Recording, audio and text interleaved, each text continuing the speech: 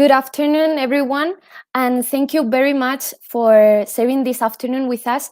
Welcome to the third session of Tetuan Valley Startup School program. My name is Teresa. I'm going to present myself. I'm Teresa Guilleuma. I'm social media manager at Tetuan Valley, and I will be joining you during today's session here instead of Sergio. Now, let's talk a little bit about the program. After talking about idea validation and customer validation, also about lean startup and effective presentations for your projects, today we will talk about metrics and business models in this third session. The session will be structured as follows. You can see there from 5 to 7, we will have 2 guest speakers talking about different topics. This part will be broadcast to the public, as you can see. And I encourage you to go to our Eventbrite page and also to our website, tetuanvalley.com, to find and download all the free tickets for all the sessions. So during the session, you can send your questions here through the YouTube chat. You can see here at the side. And then from 7 to 9, we will have the pitch and feedback part of the session. This will be with the teams. This part of the session will be held in private only for the selected startups of this 20th edition of the Startup School, the first one that we are doing online. So teams, you have the access in the Google site that we have shared with you. Now, to start this session, I'm going to introduce the speakers and talk about them. We will have Justo Hidalgo with us. He is digital product manager, also founder of Quantified Reading and the author of the book Todo Cuenta. So we can say he's an absolute expert in this specific topic. He's also an active mentor in Tetuan Valley and part of the startups alumni that we have here. So he, more than anyone, knows what you are going through. Then we will have Caitlin Melan. She's General Manager Netherlands at On Track. She is very involved with the startup ecosystems, helping in Tetuan Valley, and also she has been part in the past of this great team that we have in Tetuan Valley. So it's a pleasure to have Caitlin. Well, it's a pleasure to have both of the speakers and have their virtual presence here with us. I think it's time to give access to Caitlin here. Let's see.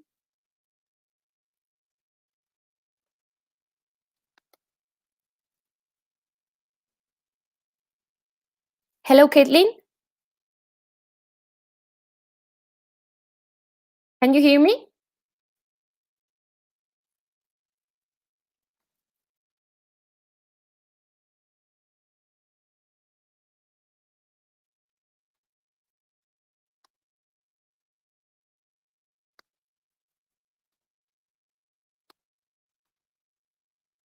Caitlin, I can listen to you. Well, let's give a minute for Caitlin. I think she's having some problems.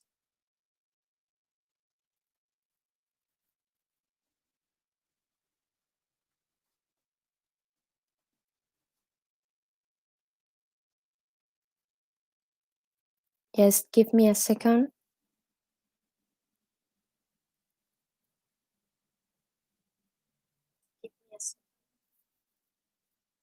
Here you are. Hi, Teresa.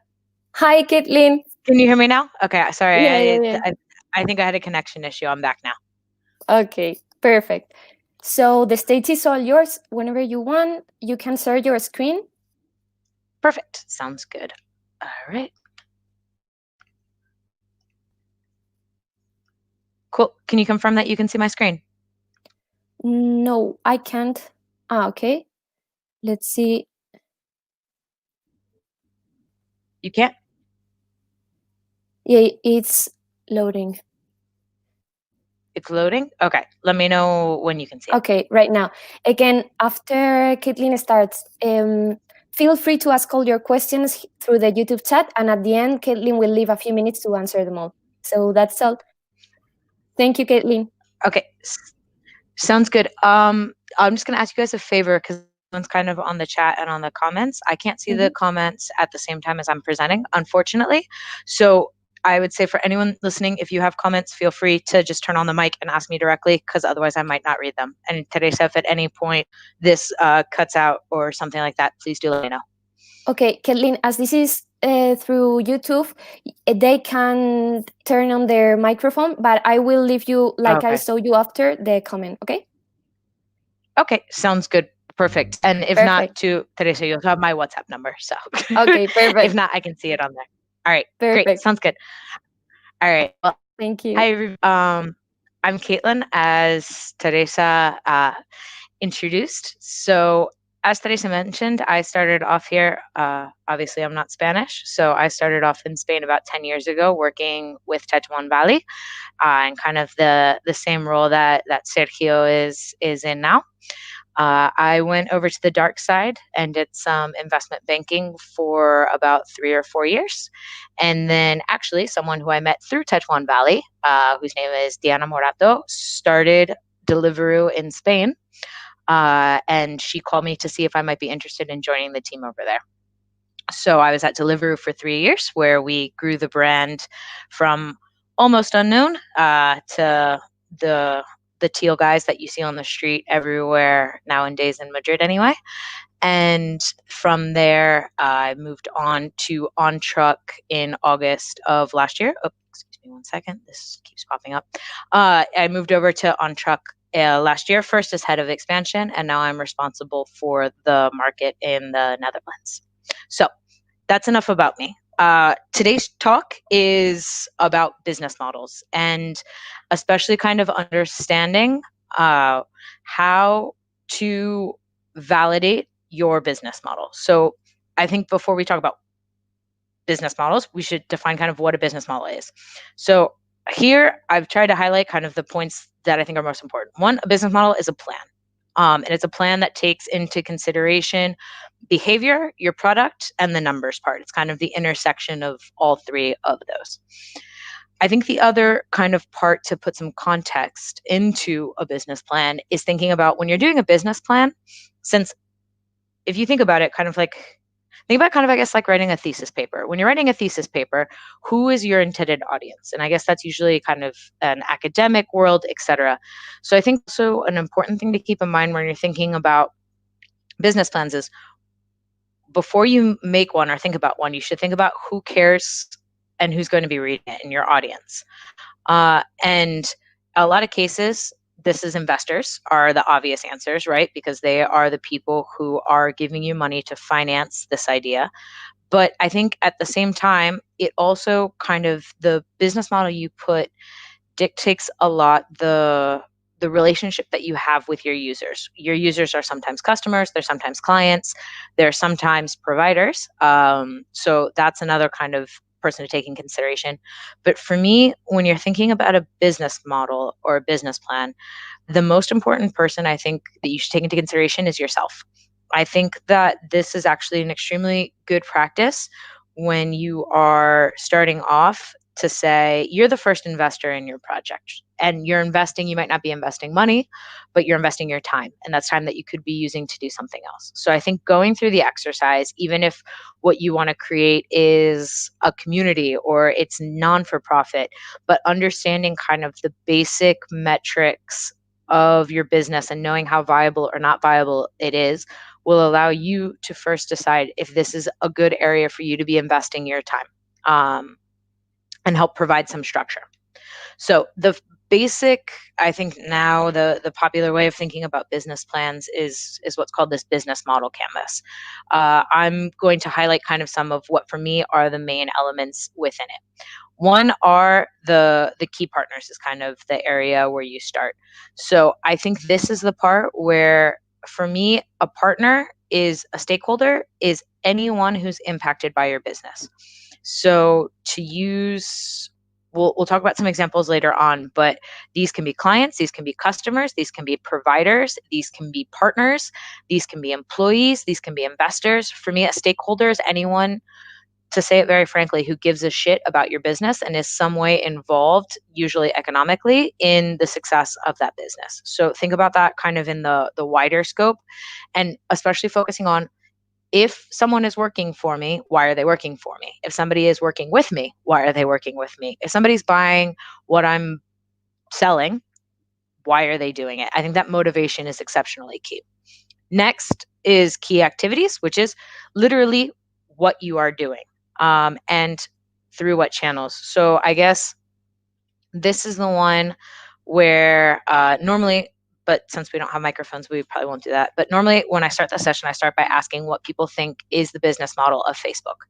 And maybe 10 years ago it was different. 10 years ago, some people would say a social network. I think now we're all pretty aware of the fact that the business model of Facebook is advertising and using our data to better target ads. But the key activity of Facebook is it's a social network. However, their business model is advertising, which we'll get into a little bit. But the activity is, what is it you actually do? And if you want to think about this in a very complete way, you'll think about each one of those stakeholders, and what you do for each one of them might be different. But that's kind of the core what of your business. Then your customer segments. So if you have, not all customers are the same. So do you address, you know, everyday people? Are you working towards a specific niche? Do you have what sometimes are referred to as power users? What are the economic or demographic considerations of most of, the vast majority of the people who use your platform? Do they have anything in common? Uh, does it cost the same to reach each one of those groups? So if we continue with the example of Facebook, Facebook began by solo, excuse me, I switched into Spanish. Facebook began by only going after college communities, which allowed them to scale faster. Then it started becoming a platform where now we can find our parents there, which is disturbing.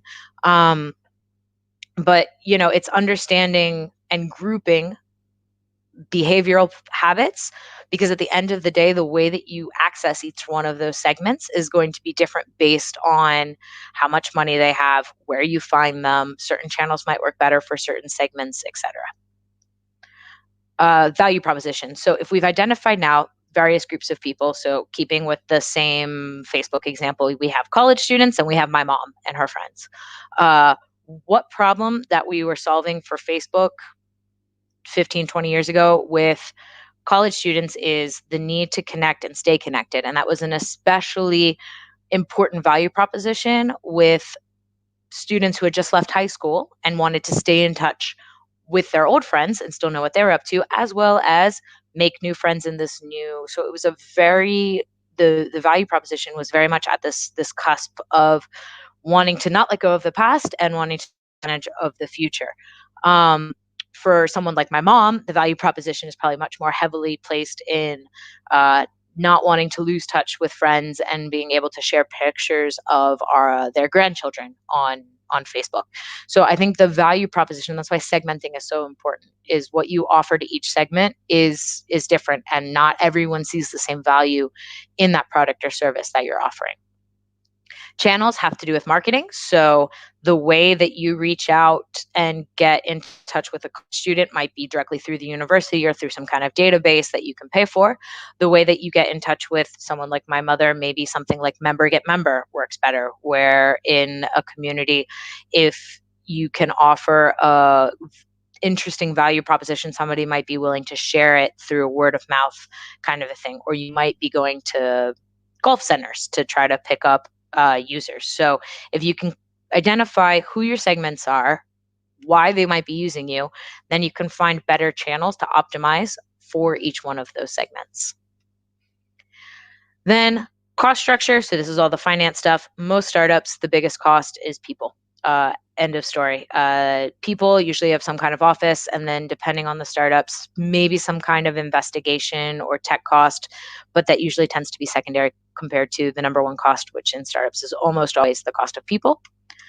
And then revenue streams. So how are you collecting money from these people? And that's often when we talk about business models, where the focus is, and we're going to dive into that a little bit.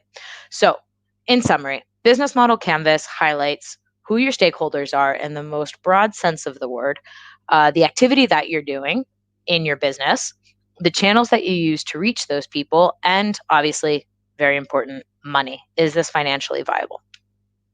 So I am an exceptionally difficult learner, as I've been told. And so for me, one of the easiest ways to learn is by example. So my example business is, I don't know if anyone here watches South Park, but my example business is the underpants gnome business. So I have gnomes, and basically they collect underpants, something happens, and then there is profit. So the something in this case is what the business model is. So that's kind of where we're gonna dig into now, is that phase 2 question mark. So my gnomes go and they collect underpants. They package those underpants in packages. Then we send them to men. Why? Because basically, as most people know, men tend to have a nasty underwear. So this recurring subscription model, where every 4 months we send men new, recently collected by gnomes underpants, we send that once every 3 months. And every time we send a packet of new underpants, we charge 10 euros for that.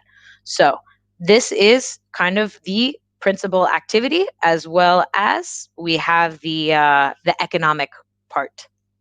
So what's my business model in this case?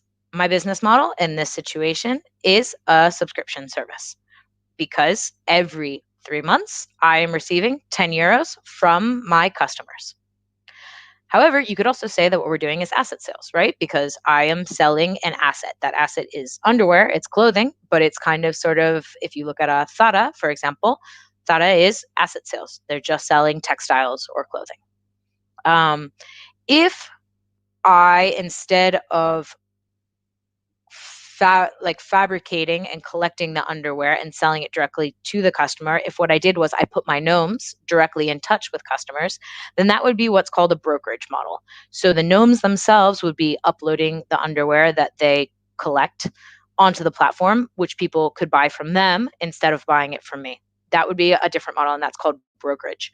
Actually, On Truck, where I'm at now, is a brokerage model. So what we do at On Truck is Decathlon, Procter and Gamble, Heineken, anyone who needs to send a pallet of goods, usually business to business sales. So we aren't working with end user customers. It's what's called B2B. So an end user might be a restaurant or a store. When they need to move, for example, a pallet of shoes, they can go onto OnTruck. They say, okay, I need 1 pallet of shoes from our shoe warehouse to our store in Grandia. And they put the pickup and the drop off, and then we show them a price for that, and then they can accept that price. If they accept that price, then we go and we find people with trucks who might have extra space for an empty pallet. And we say, we can do it for this amount. If we do a good job brokering, we make money on that transaction. If we do a bad job brokering, we can lose money on that transaction. So that's another example of a brokerage model. Great. So what other models exist? There's also advertising. So Google, their activity is a search engine, but their business model is advertising. They make money based on when the results come in. If you are higher up in the results, sometimes organically, which is called SEO, and sometimes by paying, which is when you see the little boxes that say ads. That's how Google is making its money, is basically by putting the first results, because we all know that we always tend to click on one of the first 5 things that we see whenever we Google search something. So that's actually an advertising model, as well as Facebook, which we already discussed earlier. So those are some of the big business models. One of the questions that comes up a lot is, Kaylin, I don't know which one to choose. And in many cases, you don't actually have to choose. So for example, Spotify is what's called freemium.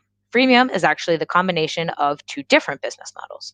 So you have the premium service, which is a subscription model, but you also have advertising fees. So if you are not paying for premium, as in you are a customer that does not fall into that business model, then what is happening is you are being monetized in a different way. Spotify is selling ads that you, as a non paying user, have to listen to in order to continue using the service. And so that is when we talked earlier about customer segments. So for Spotify, there are 2 very clear segments. There are people who are willing to pay for Spotify, and there are people who like using it but aren't willing to pay for it. Those are 2 segments. And then within each one of those 2 segments, which are actually business models, you then probably have, I would assume that within the premium space, you have more young professionals, people with more disposable income willing to pay, I don't know how much it is now, but 10 euros a month. And in the advertising business model, you're customer segments are probably more students, young people, children using their parents' accounts, etc.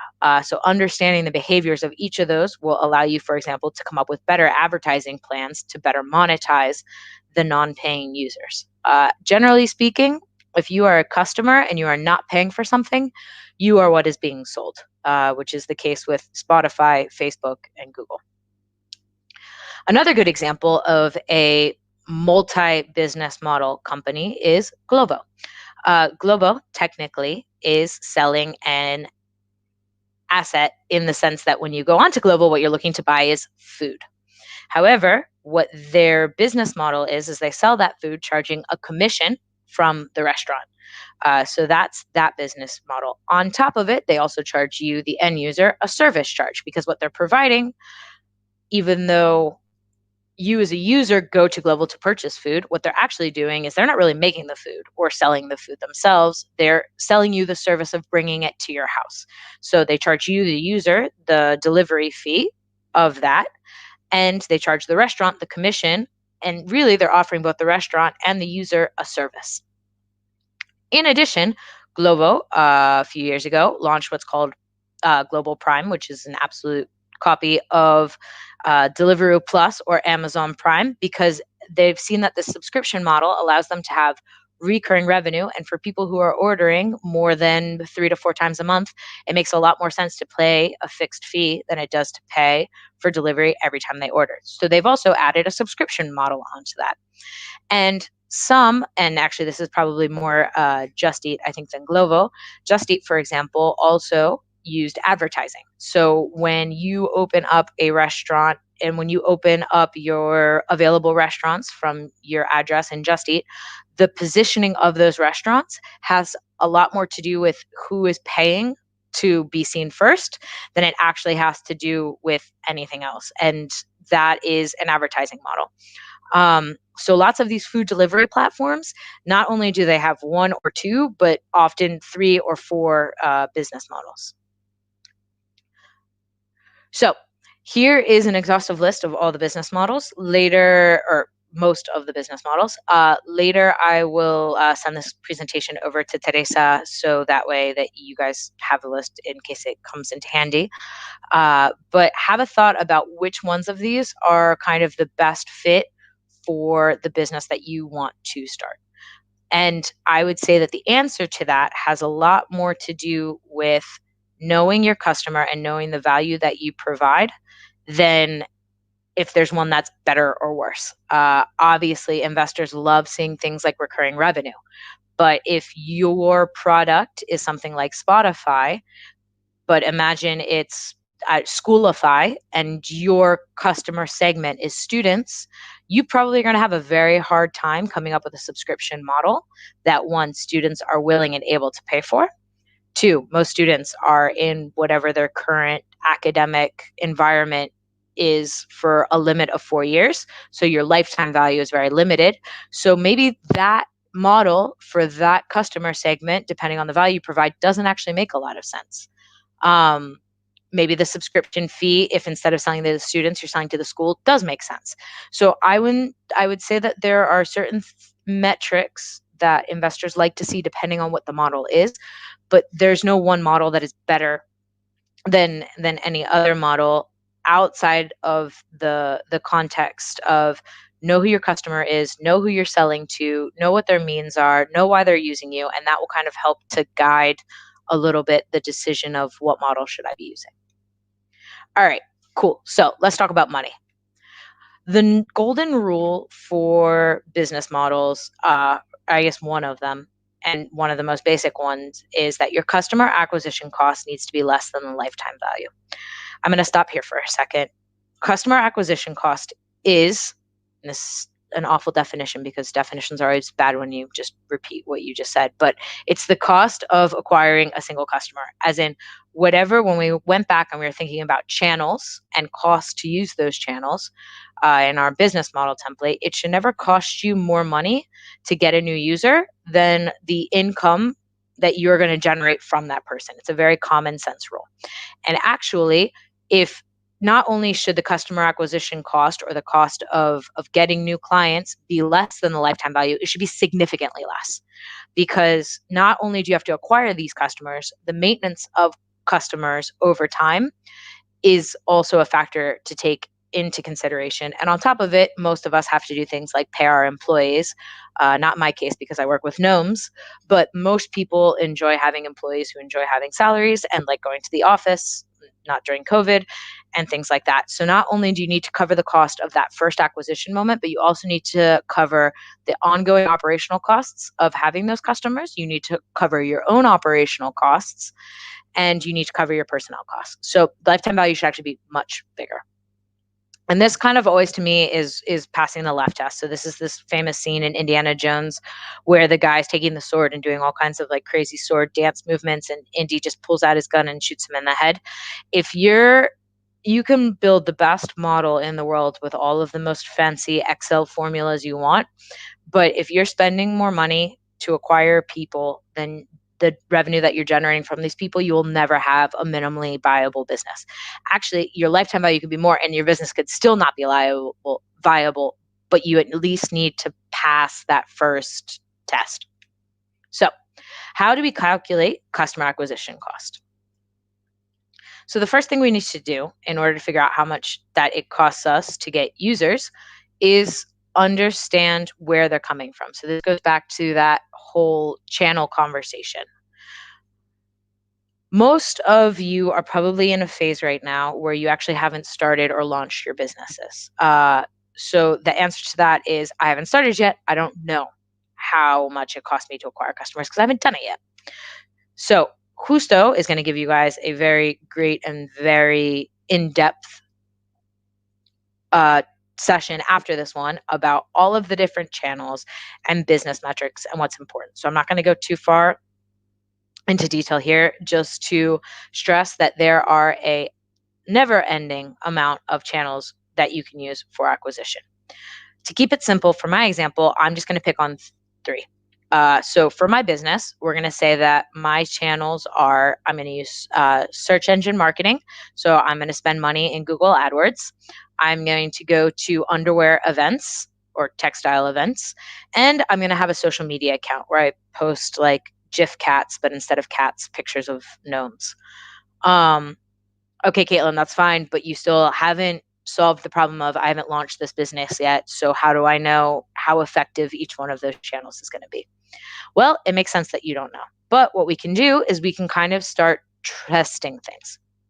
So, for example, you have a newly launched budget and I put 700 here for some, but you literally could try out Google AdWords with just $100, which is $200. Events, many times as a startup, you can contact them and you can get them for free. What you can do with those events is come up with things. Sorry, I'm going to go back up to Sam. I went over that too quickly. So you have a budget, and what you can do is through Google AdWords, you can actually track how much traffic is getting to your page through the Google marketing. And you can set that all up within Google. So you actually could just do an $100 test or a €100 test and see how successful it is. And with that, you can start, even with €100, start guesstimating what your customer acquisition cost. For something like events, where oftentimes as a startup you get to go for free, even if you go for free, that event has a ticket price. So for example, if you go to an event and you are trying to sign up people to use man packs and my gnome underwear business, and in my gnome underwear business, maybe for that event I call it Underwear Palooza 10, and I put a discount code in. Every single one of the people who use that code I know came in from that event. So maybe I didn't have to pay to go, and I handed out 700 cards while I was there. But what I can do is I can say, okay, the event would have cost me €300. Every single one of the €10 off coupons I gave, if 5 people use them, that's another €50. So now we're at 400. And the cost of, for my employees going to this for a day is more or less €100. So I can actually, even without having spent a dime, technically, I can come up with a stand-in value for a budget to calculate how expensive the event was for me. And the last one is social media. And this is where I know a lot of people are kind of building a brand. So social media is what's called above the line marketing, which means that you use it to do brand name, which makes it so that it isn't actually very easy to attribute a well run social media account directly to a user that's converted. But what we can do is we know that one person full time we think is necessary to build that brand online. So if we're paying a social media expert a salary of 1,800 euros a month, then we can, include that in our calculation. There also are certain ways that we can try to convert people through social media, or you can do things like putting in certain codes or seeing where traffic comes from. So if you're only actively maintaining a Facebook page that month and you analyze the traffic to your web page and you see that 20 of your users came in through Facebook, then you know that you can kind of attribute some of that brand building to that channel. Um, so in my pretend example, I have 1,000 euros to invest, and I spent 700 of that in SEM marketing. And from that, I was able through Google AdWords to see that I got 10 new users. I went to an event where I didn't actually spend a dime, but I calculated the value of what that event would have cost me in 700. And social media, well, I'm doing it myself 40 hours a week because I think it's important to build my brand. But if someday, instead of doing it myself and not paying myself a salary, I wanted to pay someone else to do it, this might be a stand in figure. And I have an extra 20 users who either have come in directly from that social media page or who I maybe am unable to attribute to any direct actions that I've done, which in my case is only search engine marketing and events. So I add all these figures together and I can come up with a customer acquisition cost for each channel of acquisition. So for my search engine marketing, 700 divided by 10, that's 70. My events to come out to be just about the same. And my social media campaign, as we can see, is slightly more expensive. But I know that for my business, if I sum up everything, my average cost per user or customer acquisition cost is 80 euro. So 80 euros is the first part of my laugh test equation. Now let's think about the lifetime value. So the lifetime value isn't just revenue, it's actually margin. Because as we discussed, my model is not a brokerage market model. My model is that I am the owner and manufacturer of this underwear. So it costs me money to create the underwear. So what I need to do to figure out how much margin is I need to figure out how much I think people are going to continue to use my service. So when we were talking about students before, a good lifetime for a student is probably anywhere between 1 to 3 years, because after a student graduates, they're either graduating to a different school or a different ecosystem. So that's kind of a good stand-in is, anywhere from 12 to 36 or 48 months max is a good lifetime for a student. And then you would multiply that by the average margin that you get in each one of those months for a subscription service. So as a reminder, my business, I charge 4 times a year or once every 3 months. I charge 10 euros every time somebody purchases underwear from myself. So my lifetime value is revenue needs to be is about 40 a year, right? 4 times a year times 10 for, let's guess, 5 years. And then I also need to take into consideration the direct cost of that underwear. So if it costs me 2 euros to manufacture each one of the kits that I'm selling for 10, then I also need to take that out of this lifetime value equation, right? Because I'm not taking home 10 euros every time I do it. I'm taking home 8 euros every time I do it, subtract what it cost me to produce the underwear from what I'm selling it for.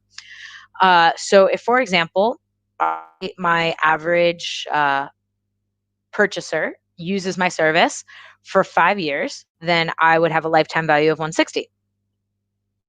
That's fine, but Caitlin, you just made up 5 years. Like 5 years is not, why not five? Why not one? Why not three? Why not two? Well, there are a couple ways you can kind of guess. So one is if you have any very close competitors, sometimes that's information that you can get. Obviously, in my case, there is a company that's called Manpax, and Manpax is literally subscription service underwear. So there is I have a direct competitor that I could go to see how many months people on average use that service.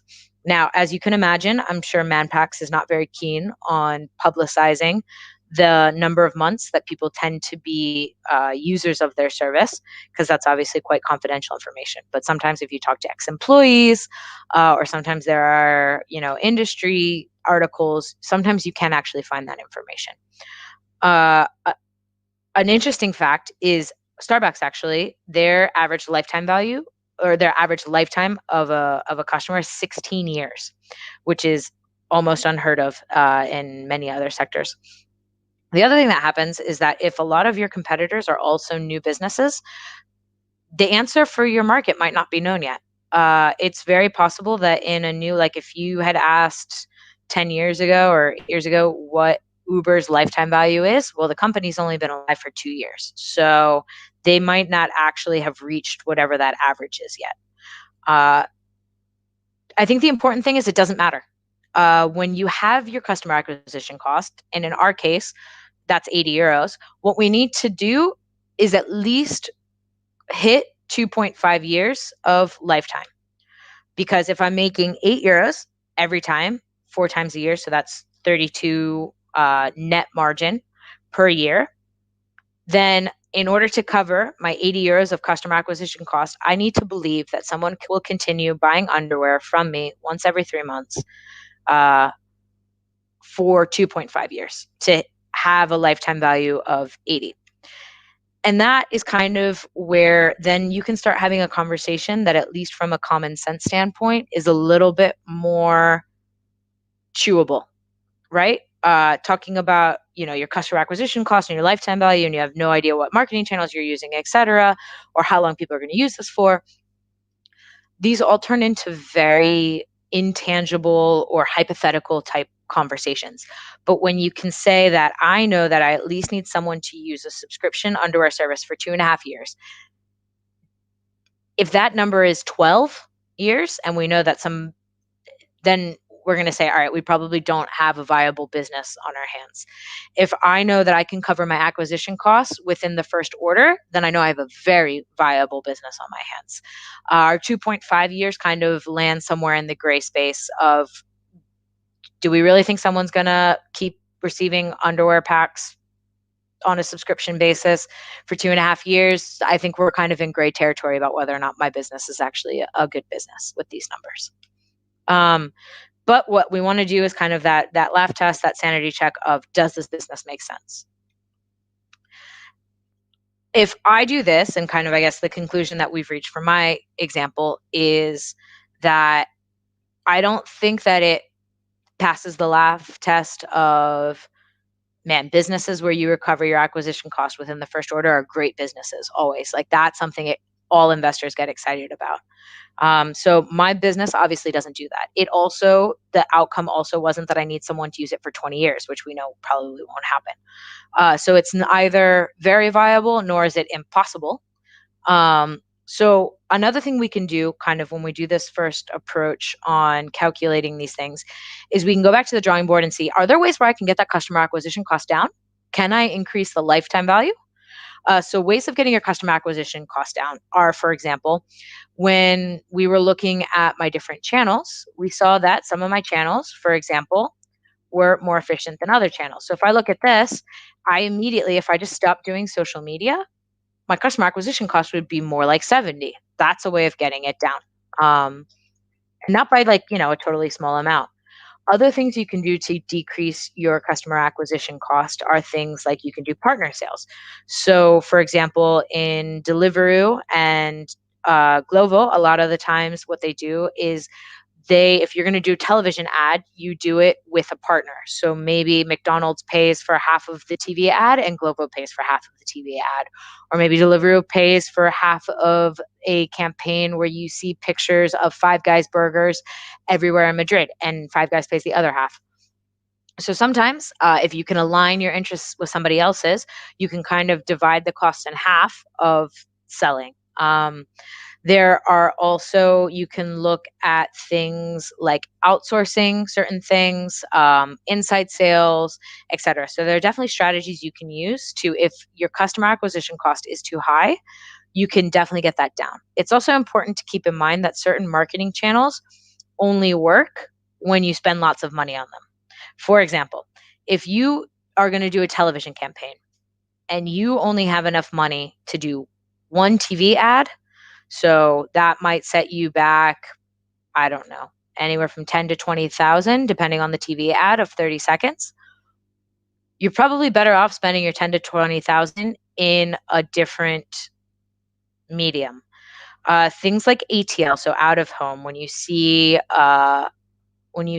billboards in cities, or when you see television or radio, those kinds of things tend to only work really well when you do them on a certain scale. So if you're going to cover Madrid in advertising, then it was probably going to have a brand impact and it's probably going to convert. But if you're only going to put a picture of your startup and your logo on one bus stop, then that's probably not going to be very effective. Whereas other BTL channels, below the line channels, you can invest less money and build up those sales in a more effective way. So decreasing that customer acquisition cost is definitely one strategy to make it so that your business might be more viable. The other one is you can increase the lifetime value. You can increase the pricing. You can do things like have different pricing for different customer segments. You can do things where, like, maybe after if I need someone to stay a customer for 2.5 years, maybe in the second year, I say, as a congratulations, thanks for being a customer, I send them socks as well as underwear for free. And maybe that makes it so that people stay with my platform for that extra year that I need to cover those acquisition costs, which would be bundling. There are lots of things you can do to make it so either the amount of money that you're getting in each transaction increases, or the amount of transactions that someone does increases. Um, and I think in order to decide which of these levels to touch, it's the same conversation as what business model to use. You have to know what's core and you have to know who cares about that. And that's kind of where you can see what levers you have to play with. Another message I think that is good to go through is the fact that you also I generally recommend that startups only start with one business model. So in the example of, I love talking about food delivery if you can't tell. In the example of Just Eat started with what was called the Gen 1 model. So Just Eat offered restaurants that were already doing delivery the ability to reach more customers and become more visible through their platform. Then the brilliant people at Glovo and Deliveroo figured out, hey, if we put the delivery people ourselves, we can get even more restaurants on the platform, because it's not actually viable for every restaurant to have its own delivery service, because that costs a lot of money. So then the restaurants doing their own delivery kind of fell out of style. And the fact that you could get restaurants like McDonald's or Goico, restaurants that it's not worthwhile for them to put their own delivery people in, you could get delivery from those. That was something innovative. Then Deliveroo and Glovo realized that in order to grow, one, people like seeing lots of restaurants. So not only do they want to see those special restaurants that they couldn't see before, but some people like the restaurants that are on Just Eat and that offer their own delivery. So then both of them went back to that generation 1 model, and then most of them also moved to that generation 3 model, which are the subscription services. So you don't always have to stay with one business model. It can evolve over time, and sometimes that evolution is forwards, and sometimes that evolution is going back to the original models themselves. That's also something that I could theoretically try out with my underwear sale business if I wanted to. Great. So that's all I had in terms of business models. I think we still have 10 minutes. So one other thing I like to cover in this talk briefly is, lots of people, when it comes to business models, ask about when does break even happen. So break even, by definition, is the moment when your company starts making money, which is a very important moment for most startups. So if we look at mine, we have a few different costs. That's kind of the first thing we need to understand in order to find our break even point. So, as we already discussed, it cost me €2 per kit to send my underwear kits. I pay 10,000 a month in salaries to myself because I don't pay my gnomes. I have an office which costs me 5,000 a month, which me and the gnomes need so we can have our weekly meetings. I spend another 18,000 in marketing costs. I do some business development as well. I have some minor tech costs, and then we like snacks at my office, so we spend another 2,000 in coffee. The costs of goods sold are what are called direct costs, and the rest of these are what are called fixed costs. So if I add up all of my fixed costs, I get to 53,000 of fixed costs per month. So to find my break even, very simply, if I have 53,000 of fixed cost, I take that direct cost out of the margin. So that €10, I subtract the 2 from there and I get €8 of margin on each order. Then if I divide that 53 by the €8 that I get from every single kit, then I come to the conclusion that I need to sell 6,625 kits per month in order to break even on my costs, which you can see in this nice little pretend P&L where I have the number of kits sold, um, which goes from 1 in my first month, 1,000 in my second month, 2,000 in my third month, and then in December I hit the 6,000 number. Here we have my revenue, which is my $10 a kit, the direct cost of those, and my margin. And so then when you multiply that 6,625 number by this 8 number, we get to 53,000 in revenue, which is enough to cover all of my fixed costs. And as you can see, after December, I am in the money. So if you were to ask me what the break even is for my business, I would say I break even at this number, the 6,600 kits.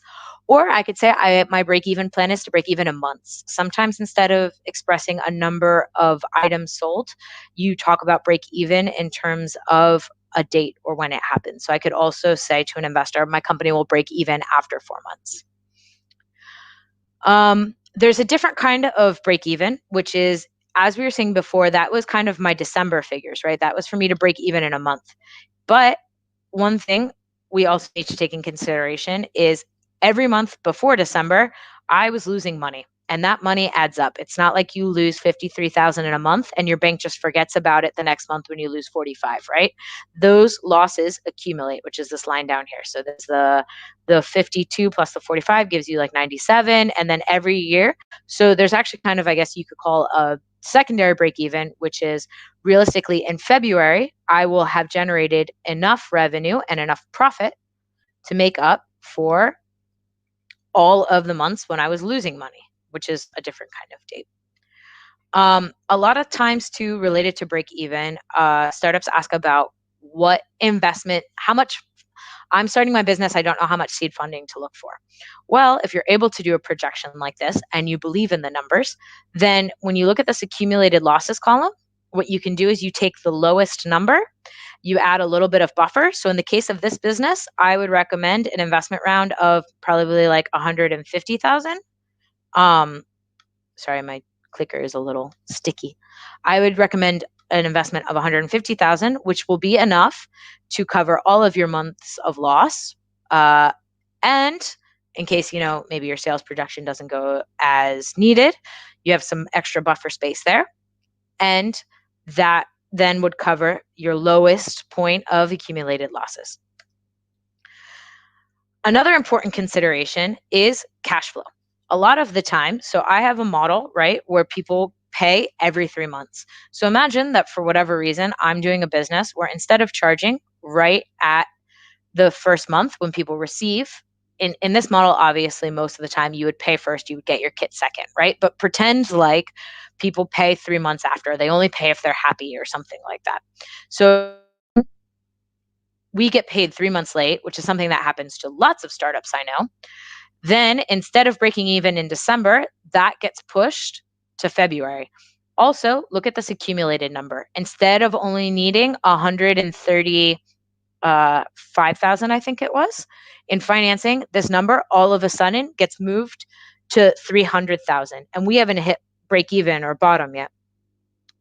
I think the important conclusion for this is have in mind that cash flow matters. And this is why cash flow matters. The difference between a well-managed cash flow positive business and a business where you charge 60 or 90 days later is the difference between needing, one 200,000 in seed funding or needing 500,000 in seed funding. So cash flow, I can't understate the importance of cash flow and tell you guys about the number of startups I know that have had viable business models, but because they haven't controlled their cash flow, unfortunately have had to close or have run into problems.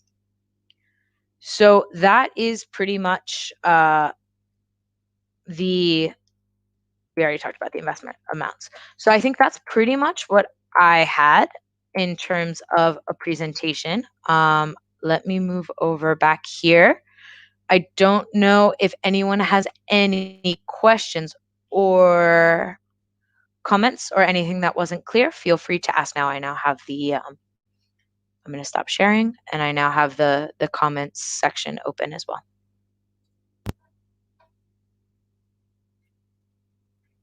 I think you can hear me. Yes, I can hear you now. Thank you very much for your presentation. I don't see any question. Teams, you don't have any question for Caitlin? Like I say, it's now or never. Take advantage that she is here right now, so she can solve all your doubts about business models, about your own experience, about your startup. Anything you'd like to know?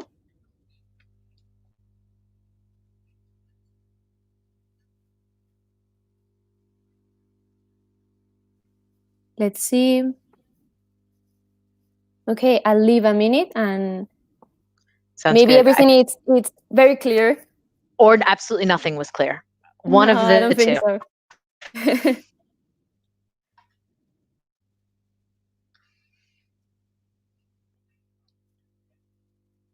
Thanks, Uwa. By the Okay, way, you guys, perfect.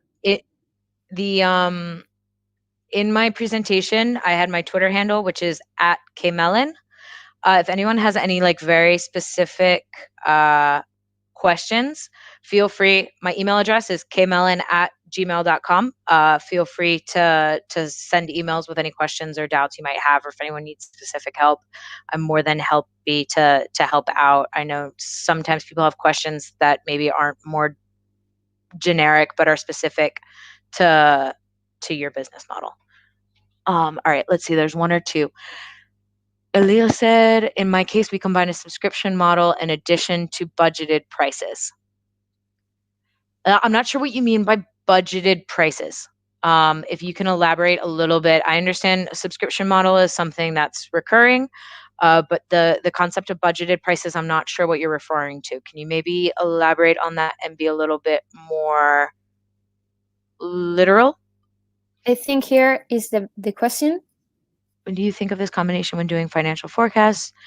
Do you have some experience with this type of business model? I'm very familiar with subscription services. I don't know what you mean when you say budgeted prices, but if you can give me a specific example of how you charge.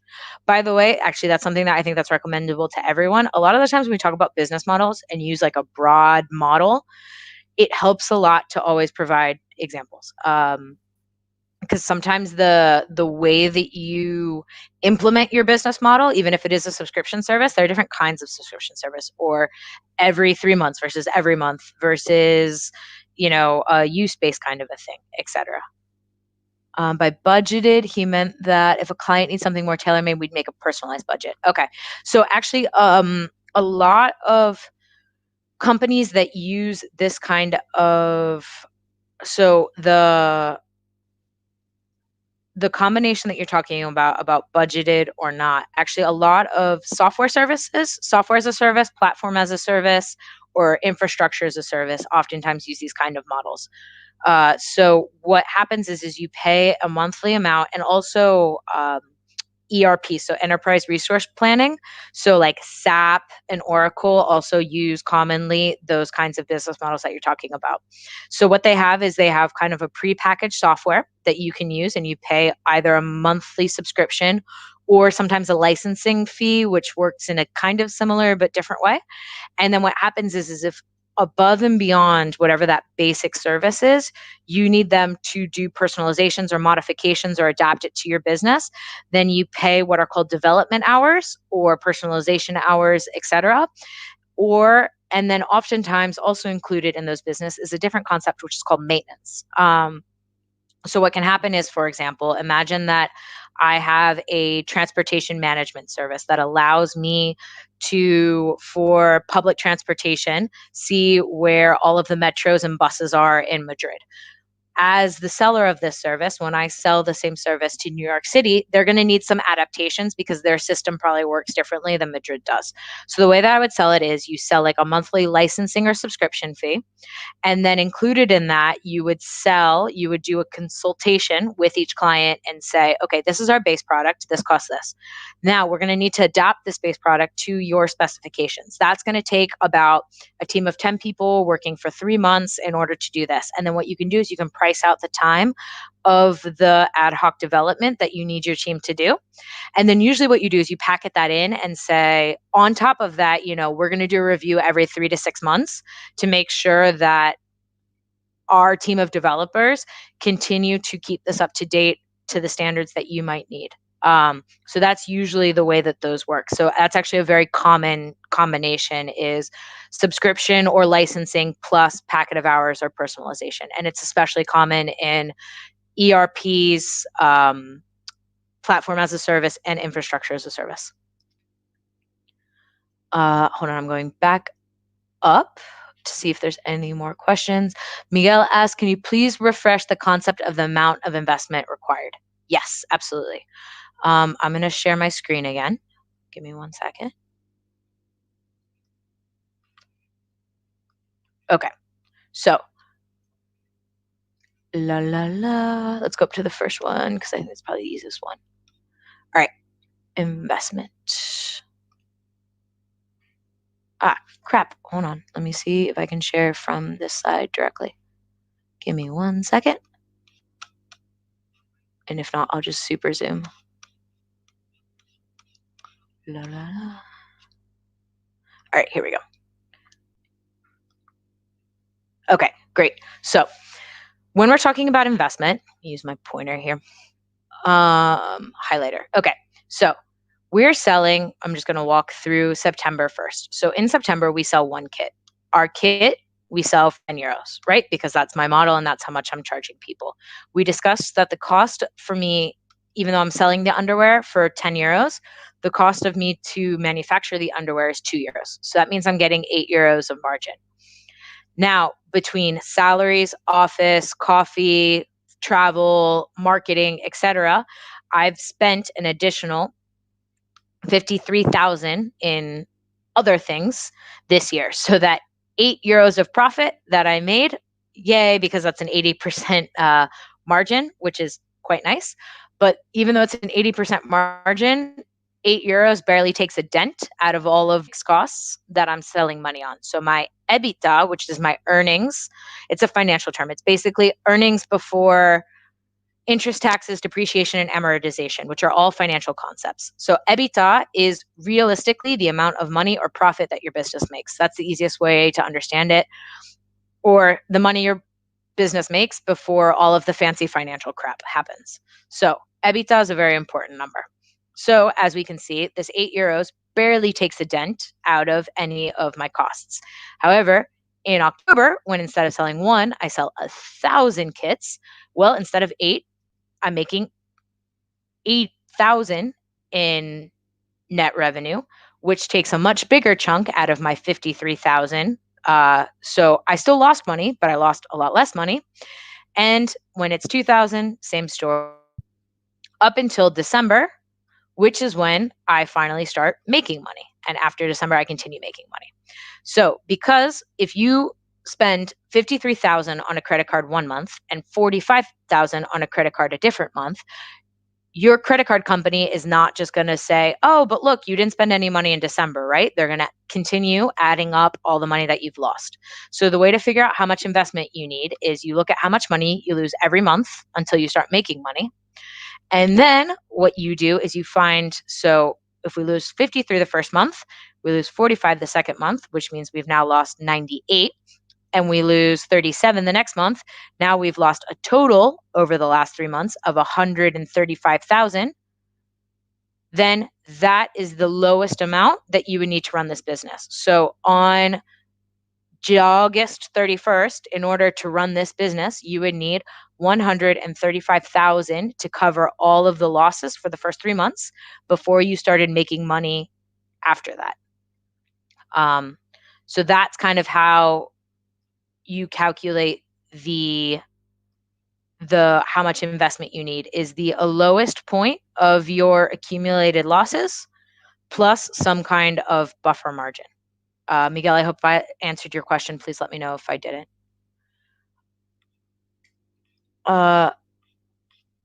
Ugo asked, how do I come up with the predicted numbers like the LTV of a customer or my prediction of the sale? It feels like magic or very random to me.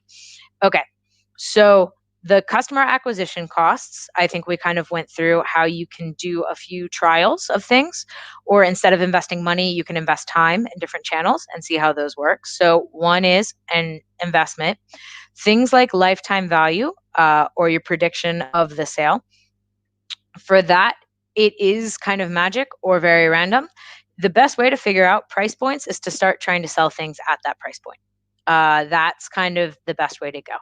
So a lot of times, if you're going to try pricing, don't go crazy with this, but coming up with fake landing pages and saying if people, click on purchase, that's a good way of validating that your price is good. Offering things at different price points is another way of checking it. The lifetime value thing, if it's a subscription service, like I mentioned, you can use competitors to benchmark, or you can, instead of doing that, you can come up with a more solid customer acquisition cost number. And then what you can say is, how much time would I need? And instead of saying my lifetime value is this, because you don't know right now, and I will tell you, there are very sophisticated, very mature businesses who don't know their lifetime value. And that's normal. Unfortunate, but normal. So sometimes you don't always have to know what it is, but you know what it has to be minimally. And then you can see, does the business make sense or not? It's okay not to know your lifetime value right now. I would say concentrate first on really understanding your customer acquisition cost as a first priority. And then you can kind of figure out what lifetime value you would need to overcome that amount as a second priority. And then over time, that number, and both of these numbers over time change radically. Raul, Caitlin, when you present your business model to an investor, what do you emphasize the most? I would emphasize, so things like if you cover costs with your first sale, or if anything, so like when I do my business plan, I launched a new business line in the Netherlands in On Truck. The first thing I highlighted when I lost that was profitable from day one. I think that's a line investors always like to hear. Investors like to hear, if you're not profitable from day one, what's your path to getting on to profitability? So for example, I at OnTruck have a client where we lose lots of money, but they're helping to build liquidity in a marketplace. So while obviously it's very disappointing to open a business where you lose money on day one and day two and month 6, etc. But what I have for those kind of scenarios, and this would work for a business as well, is have a clear roadmap of when it's going to become profitable and show progress according to that roadmap. Every business is different. Some businesses require great volume. So at like Deliveroo, until we were doing, tens of thousands of orders, we weren't profitable. And that was intentional and that was okay. But you needed that volume in order to carve out a place and to gain market share. And it's a business that can be very profitable at a certain scale, but at a low scale isn't profitable. So I would say know your business model, know what your roadmap is, and know where you are in that. And that provides a great deal of confidence. And a lot of times, don't underestimate the fact that you need to educate your investors. Your investors aren't experts in your sector. They might be experts in your business model. And that's another good suggestion too, is depending on what your business model is, find other people who have the same business model and understand the dynamics that are in examples that are directly applicable to you. Hi, Caitlin. There We're have running been way over. many questions. We're running out of time and we have to go to the next session. So if it's okay, if you want, they can email you and send their Absolutely. questions. I see Comodore, Ignacio Martinez. You can send all your questions to Caitlin, and I think she will be happy to answer them. So thank you very much, Caitlin. And okay, so thank you, and let's go to the next part of the session. Thanks, It has guys. been a pleasure. My pleasure is all mine. Enjoy the rest of the session. Justo's the best. He's like the smartest mentor we have. Enjoy. Thank you, Caitlin. Bye. Thanks, guys. Bye.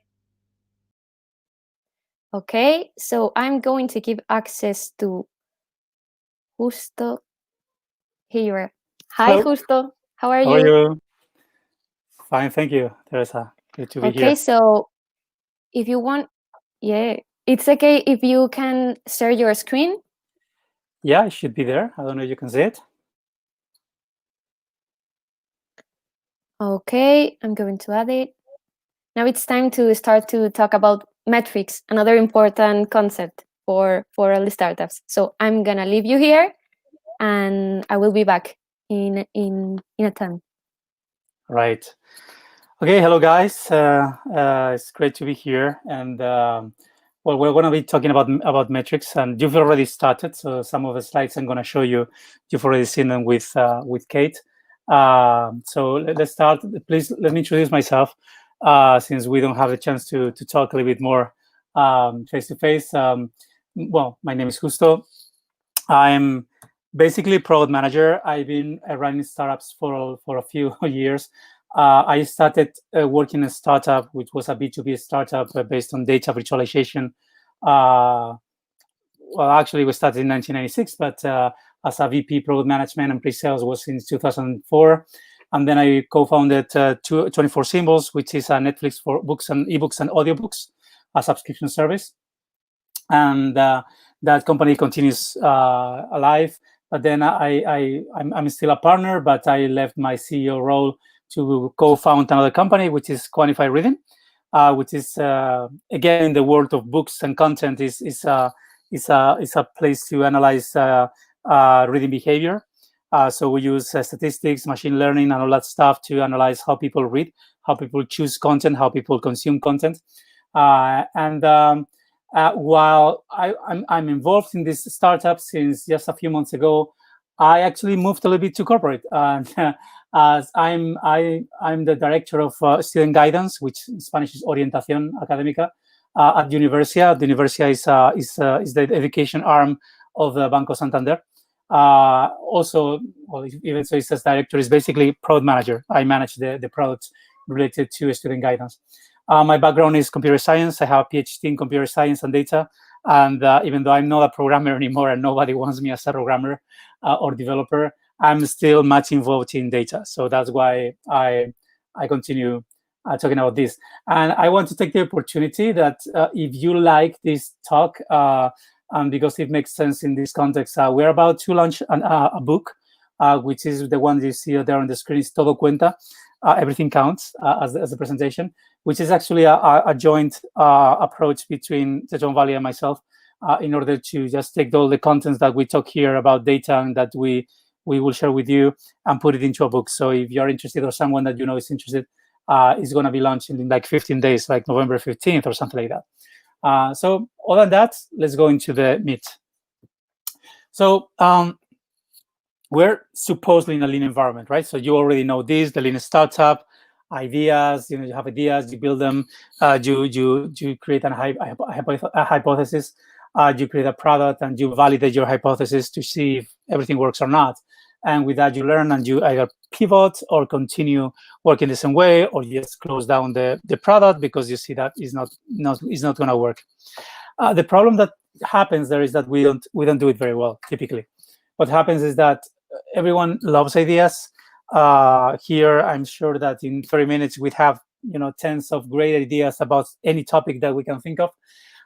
Building a product, building a service is just great, especially when you have people that allow you to do that. But if you're a developer, if you're a product designer, it's just great. And then you build the product, and then it's in the measurement part where things fall apart. Things have improved a lot, and I'm sure that you don't commit the same mistakes that I committed at the beginning. But even like that, there's still many MVPs, many startups that launch without actually validating the hypothesis in a quantitative or at least qualitative way. If you don't have data to support your hypothesis, there's no learning, and this is just going to be insights. And insights sometimes, based on experience, based on some hints, based on your mom telling great things about you on Twitter, are not enough. And that's one of the big issues. And the other issue is denial.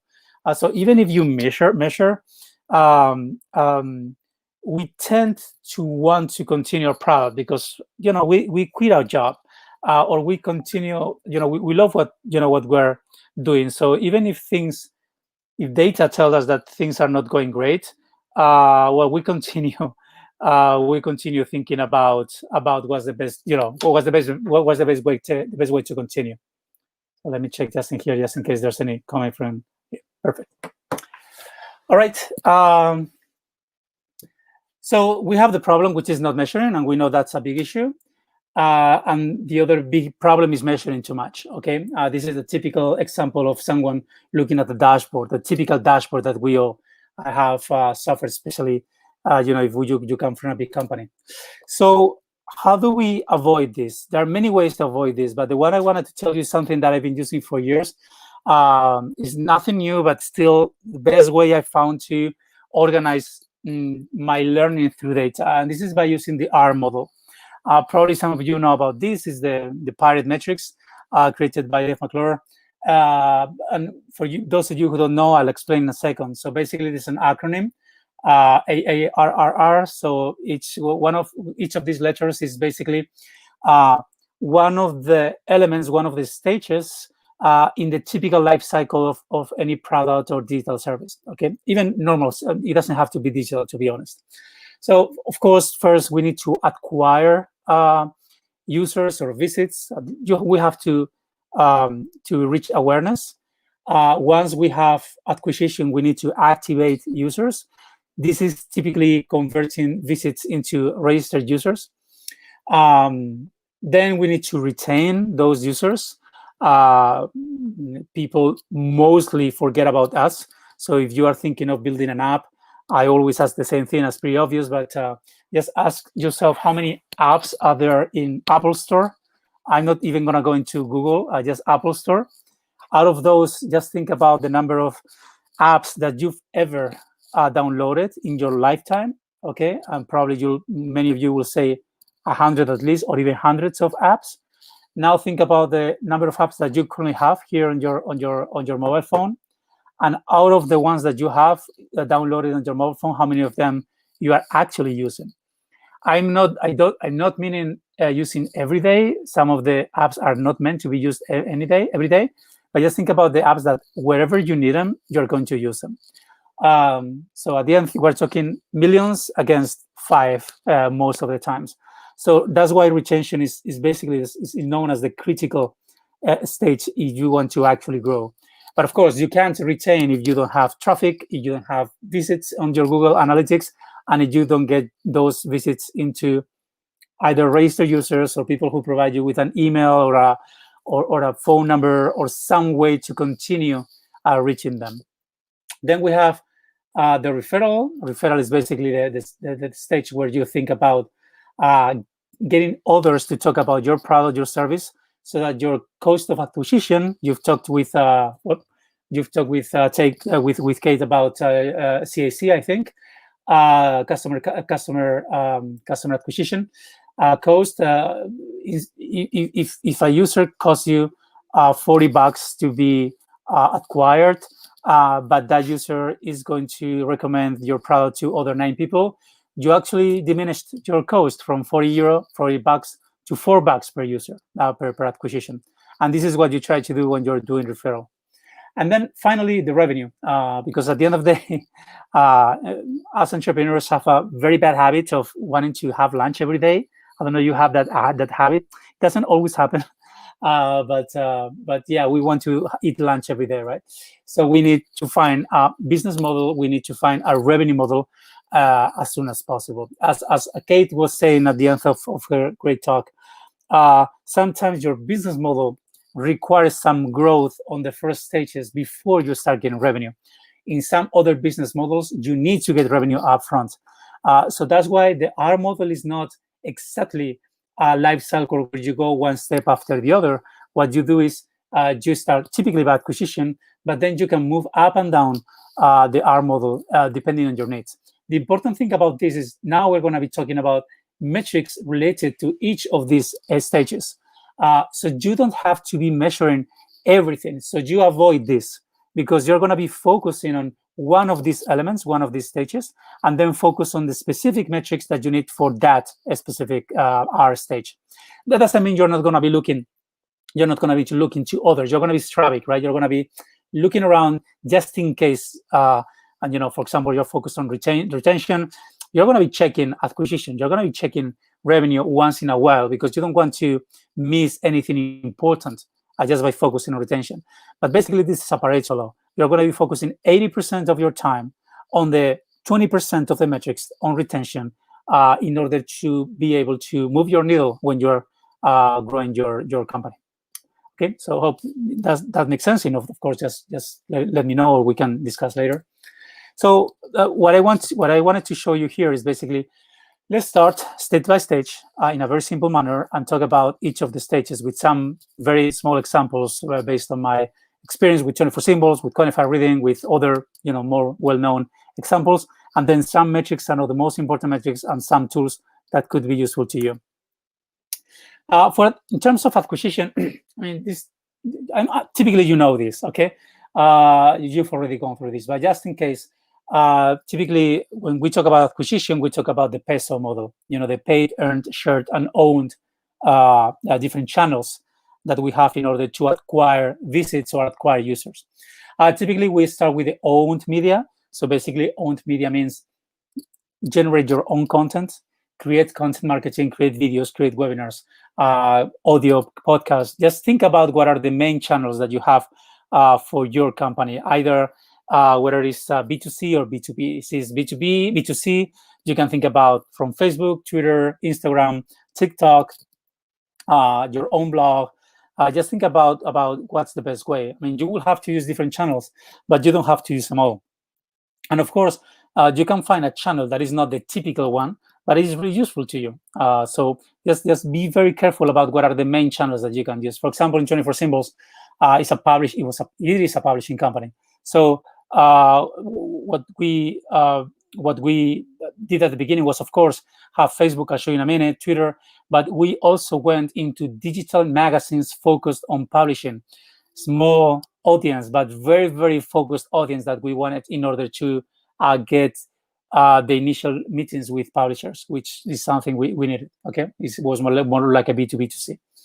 Then once you have the owned media, you can get to shared and earned media. I always talk about them jointly, because at the end of the day is, okay, now get your content, put it on social networks, start to get a small audience, a small community that starts to see what you're sharing, starts to see what you write on your blog and all that stuff. In the first part, in the own media, you're thinking about your content strategy. In the shared media, you're thinking about your social network strategy. And then if you do your things right, you do your course right, then you get into earned media. Earned media is where people start talking about you. People start sharing your stuff. They may start with a like or with a love button on Twitter and all that stuff. And little by little, they can start sharing what you're doing. They can start writing or recording videos or audios about what you're doing. And that's a really important stage, because as far, what you can say about you doesn't go very far. I mean, of course, you're going to be talking great about your product. The important thing, the interesting thing is when you can have all the people talking about you. We've been talking about B2B, B2C, but for example, in B2B, this is also very critical. So you want, for example, Gartner or Forrester, those typical consulting companies that talk about digital products for big companies. So big companies, in order to choose a specific product, they're going to be checking out what Gartner or Forrester or IDC tell about those specific categories. And they're going to be their own customers and clients. So they're going to ask Gartner about, okay, I have this project. What type of tool do I need? Okay, so you need a data virtualization tool. Okay, that's great. And now, what are the key players for this? Because I want to create a POC or a pilot and I need some help. So that you need to make those consulting companies aware that you exist, so that they can maybe think about you when talking to a customer. Okay, that's the earned media. Of course, in B2B, is someone that writes about you in a blog, in a video, an influencer, or something like that. Okay, and then finally, paid media, which is what we already know: Google Ads, Twitter ads, Facebook ads, all that stuff, displays, or any other kind of paid advertisement that you can get in order for you to get known. Okay, when I say paid here, is typically money, but it could be equity. So some, as you know, some media companies, they do media for equity, so they get some percentage of your company in exchange for some advertisement, TV, radio, all that stuff. That's perfectly okay. My only comment there is be very careful about what you're getting in return.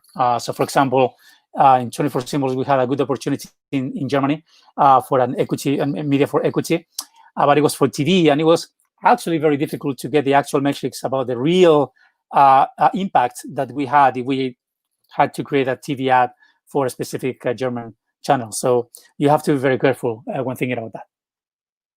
Okay, so very quick example. This is 24 Symbols. That's when we started in 2010. So sorry, at that time, some of the screenshots that I'm going to show you were great design. Now they look horrible, but this is good. This means that we are advancing. Okay, so how did we achieve acquisition stage here?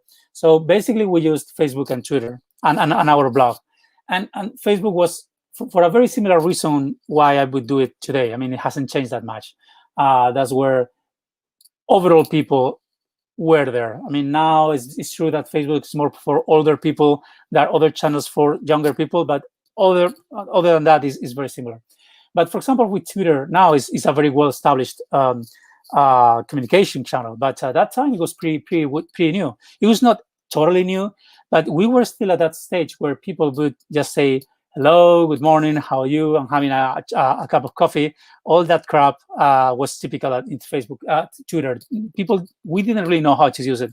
So we started to talk about publishing, talking about digital publishing, and that allowed us to be kind of well known in Twitter at that time, with the early adopters of Twitter in Spain. So that allowed us to first Facebook go to the bulk of the users that we wanted to access, and with Twitter get to the trendy, to the early adopters, people who would actually match the love for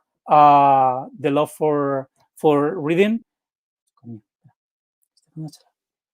Sorry about this. I have my daughter here. I was saying. So we wanted to have this kind of user, a digital reader that understood about subscription service. Those were not very often, and you could find them on Twitter. And the other thing that we did was SEO, of course, and this is just a real screenshot of what publisher page was at that time. So everything in 24 Symbols was and is discoverable by Google. So every book, every author, every publisher, every user page, if a user wants to have the profile page public, can be indexed by Google. And we did something, some typical things in SEO. So for example, this is a publisher page where we have the logo, we have the description of the publisher, we have the books that are available in 24 that were available in 24 Symbols at the time, with links to the book's URLs, and then we added the share it by Twitter, Google Plus, and Facebook. And even at that time, I'm talking about 2010, 2011, adding a Google Plus button was kind of stupid because nobody has ever used Google Plus, except for one thing, is that Google actually used Google Plus, which means that at that time, and this, I'm not going to exaggerate a thing, just by the 4 founders clicking on +1 on a book enabled most of the times that book was going to appear in the first page of results for those specific metadata, the meta keywords at Google.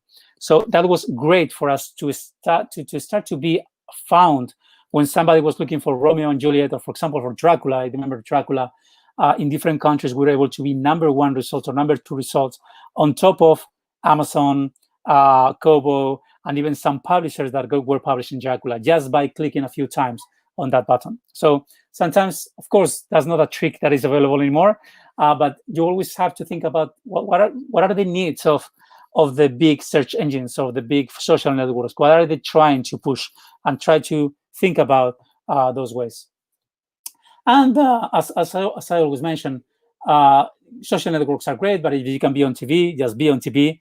This was just 50 seconds in La Uno, which is the main TV news piece here in Spain. And you can see, in terms of visits, what that meant for us.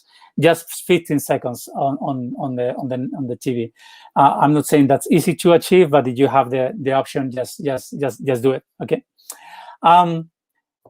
Before continuing, and this is important for the rest of the presentation, be careful of vanity metrics. Okay. If you have experience on metrics, you know what this is perfectly. But if this is your first time thinking about how to measure how things are going to go on your product, please avoid the vanity metrics. Vanity metrics are everything that may look good, but don't tell you anything about how your company is going.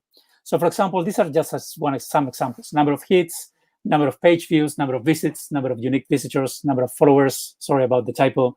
Friends and likes, time on site, number of pages, number of collected emails in your B2B. That's the typical example where you go to a conference and you have your booth, your stand, and you stay there. And basically, you try to collect as many emails from the visitors as possible, and you give away, $5 Starbucks cards or something like that.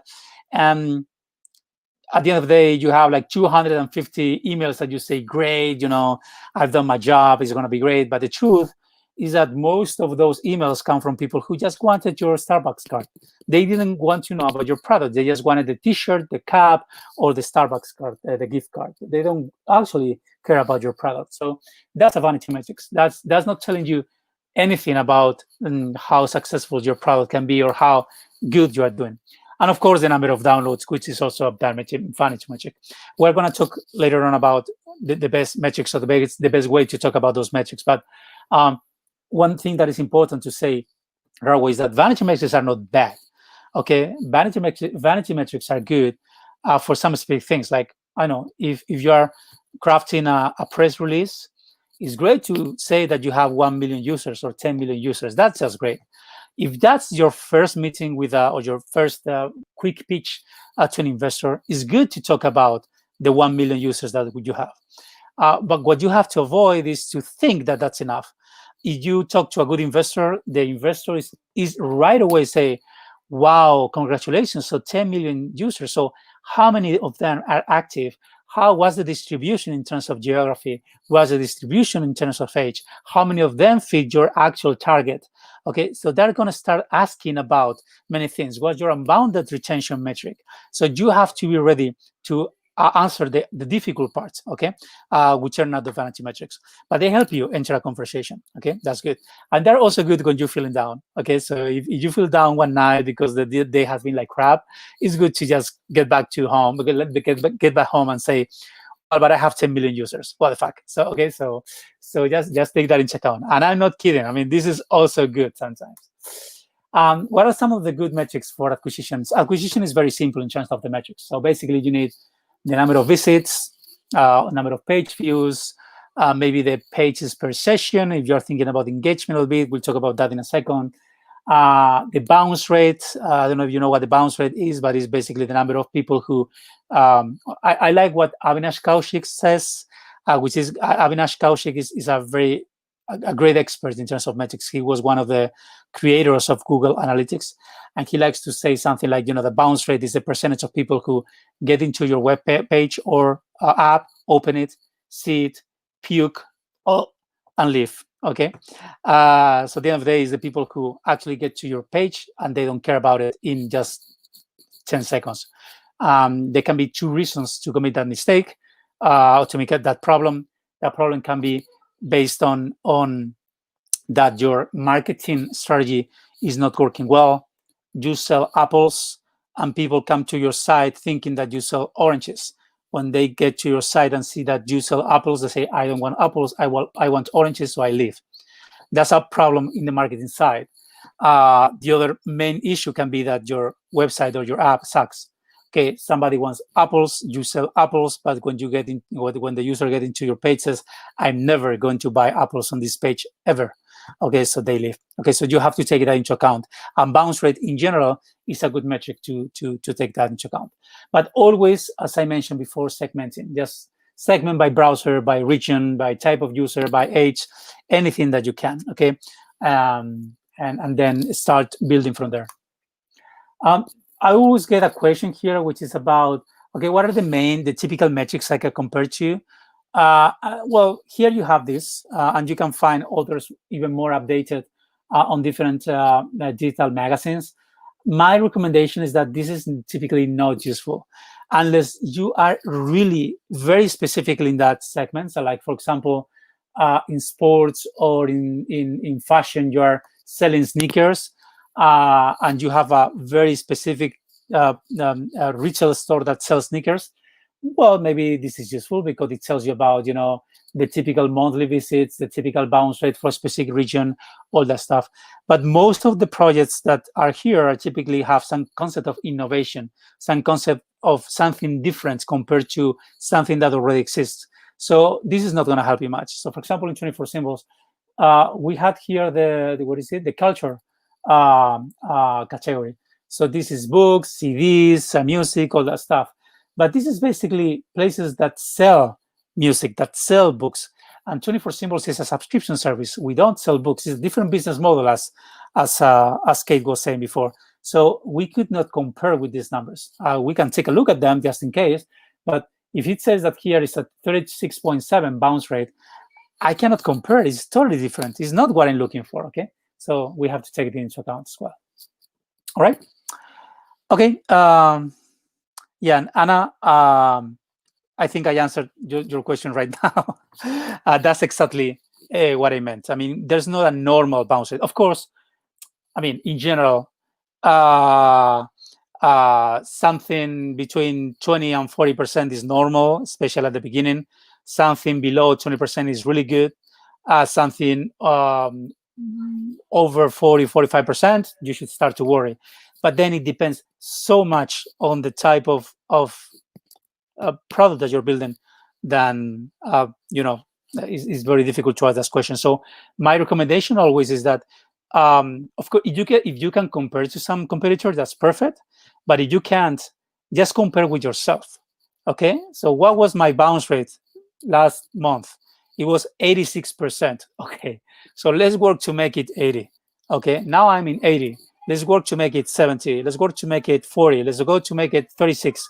And then there will be a moment where you will see that, yeah, whatever I do is not working that way. So it's 36 and it's 36. So I'm going to try to change it indirectly via other metrics, other actions. But it seems that, at least in my case, 36% is the way to go.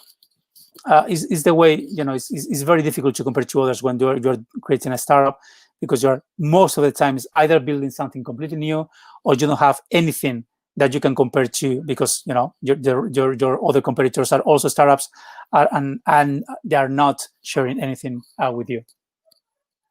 Hope that helps.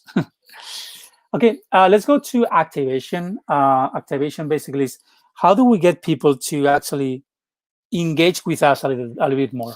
Okay, so how do I get their user email? How do I get their phone numbers in some of the cases? How do I get their address, physical address, if I'm thinking about a retail brick and mortar store? So I need some way to be able to engage with my user little by little. This is now a lot into discussion, of course, because of the social dilemma, Cambridge Analytica stuff, or everything that you already know. But we still need something. Okay, it's very difficult to provide a high quality, top class service if we're not able to do some analytics based on who our user is, and at least sending some reminder that we exist. That's the minimum. Okay, so this is activation, even though now it's more difficult than ever. And I'm thinking about the GDPR, the European regulation, then California regulation as well, the UK regulation, and probably other countries that I haven't worked at. They have very, very strict rules in terms of how to get in contact with your potential users. you have to take that into account, and you also have to take into account moral and ethics.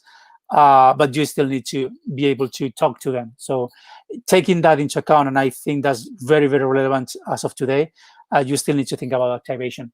So there are many ways to think about activation, but I wanted to mention a few ways, and one of the most important ways is A/B testing.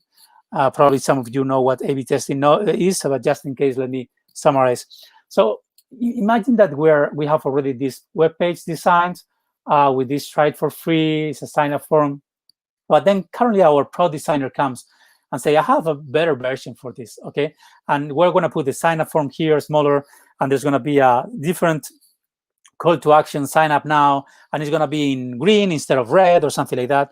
And you don't really know if that's going to work. Or is the opposite? Is yourself as a business guy, a CEO who think about this, and the designer says, but I don't know if that's going to work. What do? Do you just test it? You just change the page, and switch from this one to second one?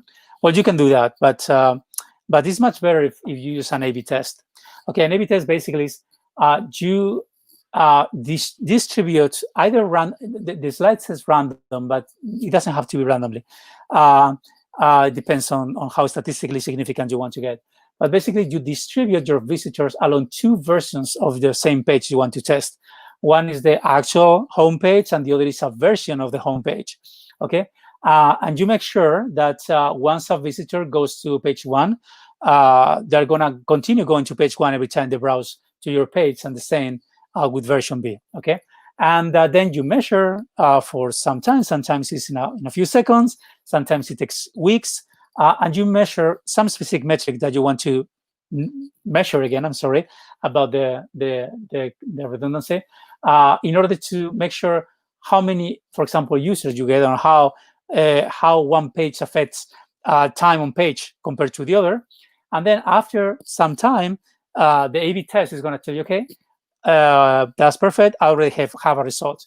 Based on the results, I know that version A is better than version B. I know that version B is better than version A. I'm not sure about that, or it's not significant, and we need to test a little bit more. Okay. So this a few years ago was kind of complicated to do. Now it's extremely simple, okay, because you have tools, even free tools like Google Optimize, that allow you to build A/B tests very simple, okay, in a very simple manner, okay. And I'm mentioning Google Optimize because it's free, but you other great tools in order to create A/B tests that you have on the slides after the talk, okay. Yeah, so I'm going fast, but A/B test could be just a 2-week course, because this is full of statistics. My last company, Quantify Reading, we do A/B tests on reading, on people choosing books, and we measure the way they read depending on different changes. We change the cover, we change the blurb, we even change the content of the book, and then we measure how that affects either the quantitative data and the qualitative data, where they like a cover, how a cover affects how people choose a book, but we also measure how that affects actually how people start to read a book just because of the cover. Okay, so it can get very complex, but the good thing is that there are good tools in market, again, that help you do that very, very quickly. Okay, all right. Let me check if there are any question. No, and let me check time. We're going fine, perfect. Other thing is the cohort analysis. Again, I don't know how many of you know about cohort analysis. If you don't, I always say that if there's one thing that you can take out of this talk, is about cohort analysis. Okay, so let me put an example to explain it. Let's imagine that I started my company in January 2015. These are not real data. I always forget to update this year, probably because I don't want to be in 2020 anymore, so I prefer to be in the past. So imagine that this is the first time I launch my service. Imagine that it's a subscription service with registered users, okay? So 1,059 users in January is basically the people who actually registered into my site on January, which are active. So this is what I'm measuring here, the number of active users, okay? People who actually came to my site.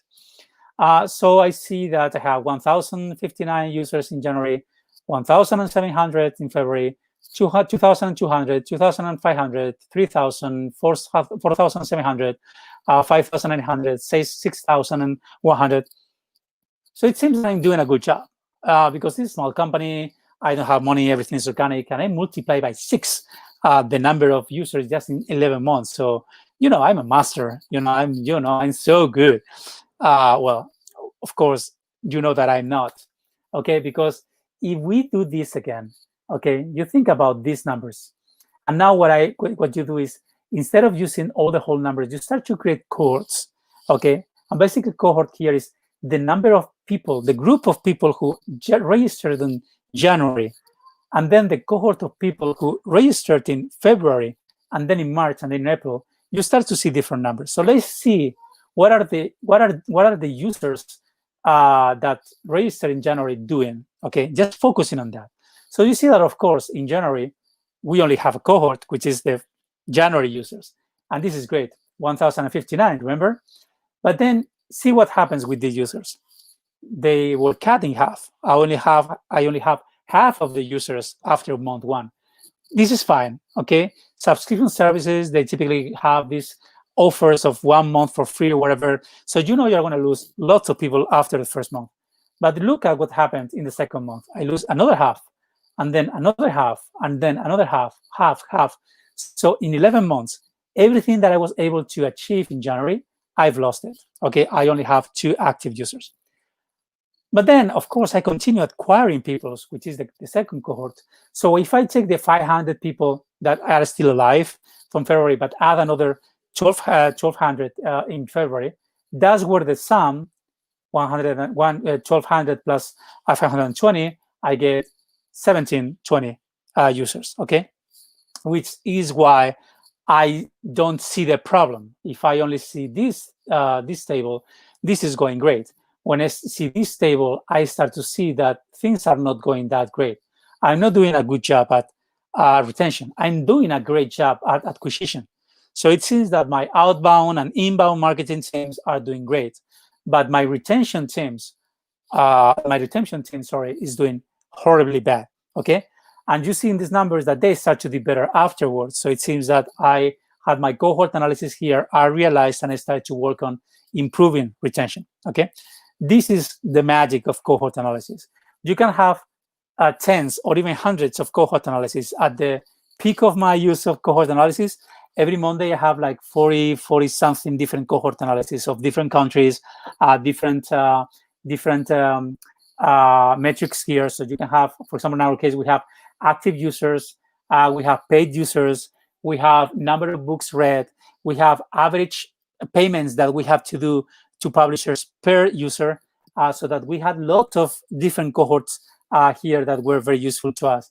Here we have the registered users as a cohort, but we could create the paid user. You can also create different versions. So this is version 1 of my product. I'm going to focus on the users that use version 1 of my product. I'm going to compare that to the users that use version 2 of my product to see how their behavior changes, okay, and see what can I do to continue improving my product. So there are many things that you can do here.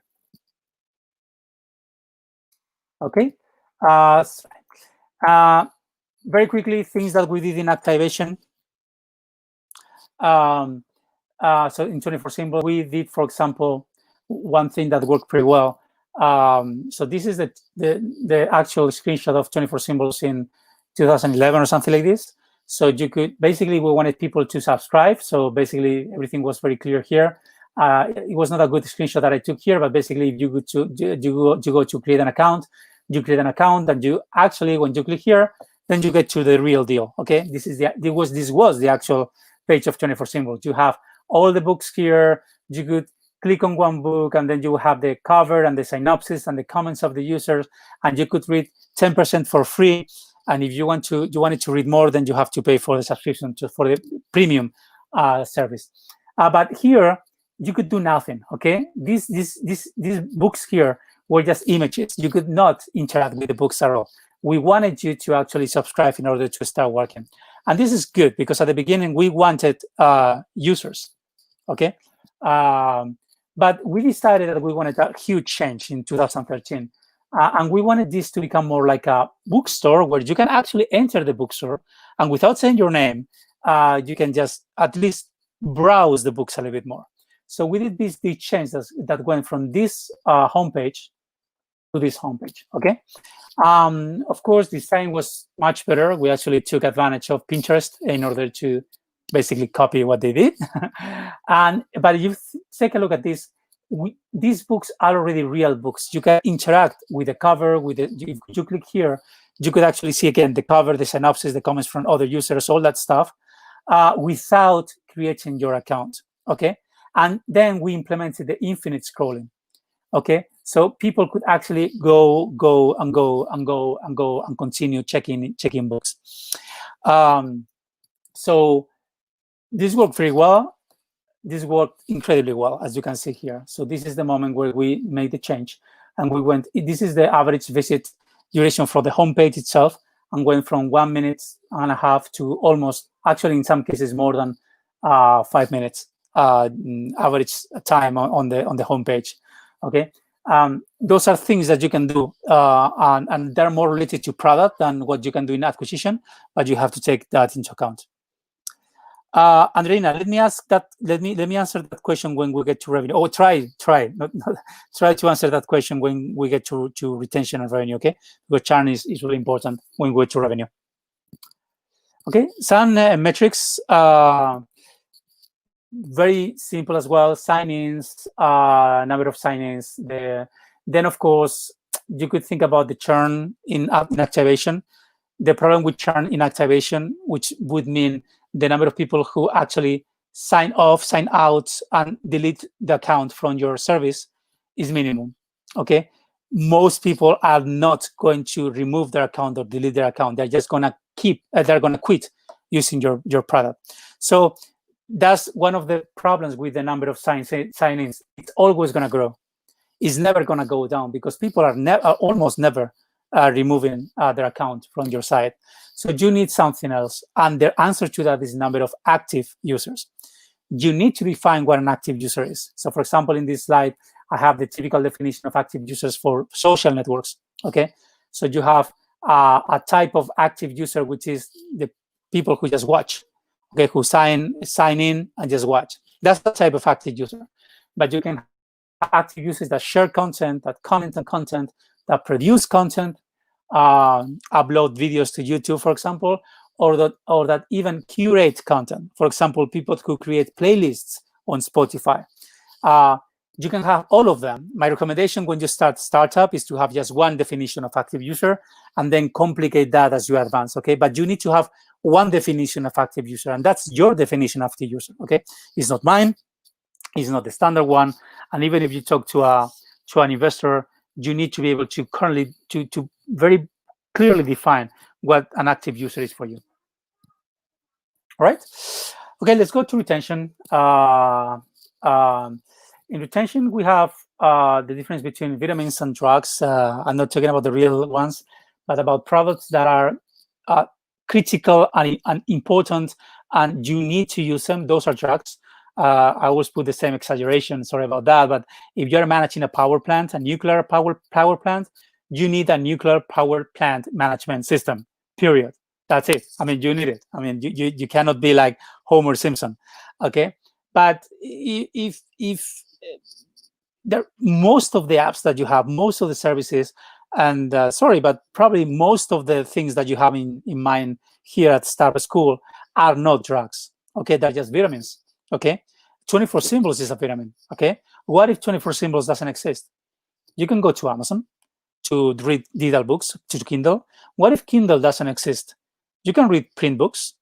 What if print books don't exist? Well, you can play Angry Birds. So there's always one way to use my time, okay? It's not a vitamin. It's not a drug, sorry, it's a vitamin.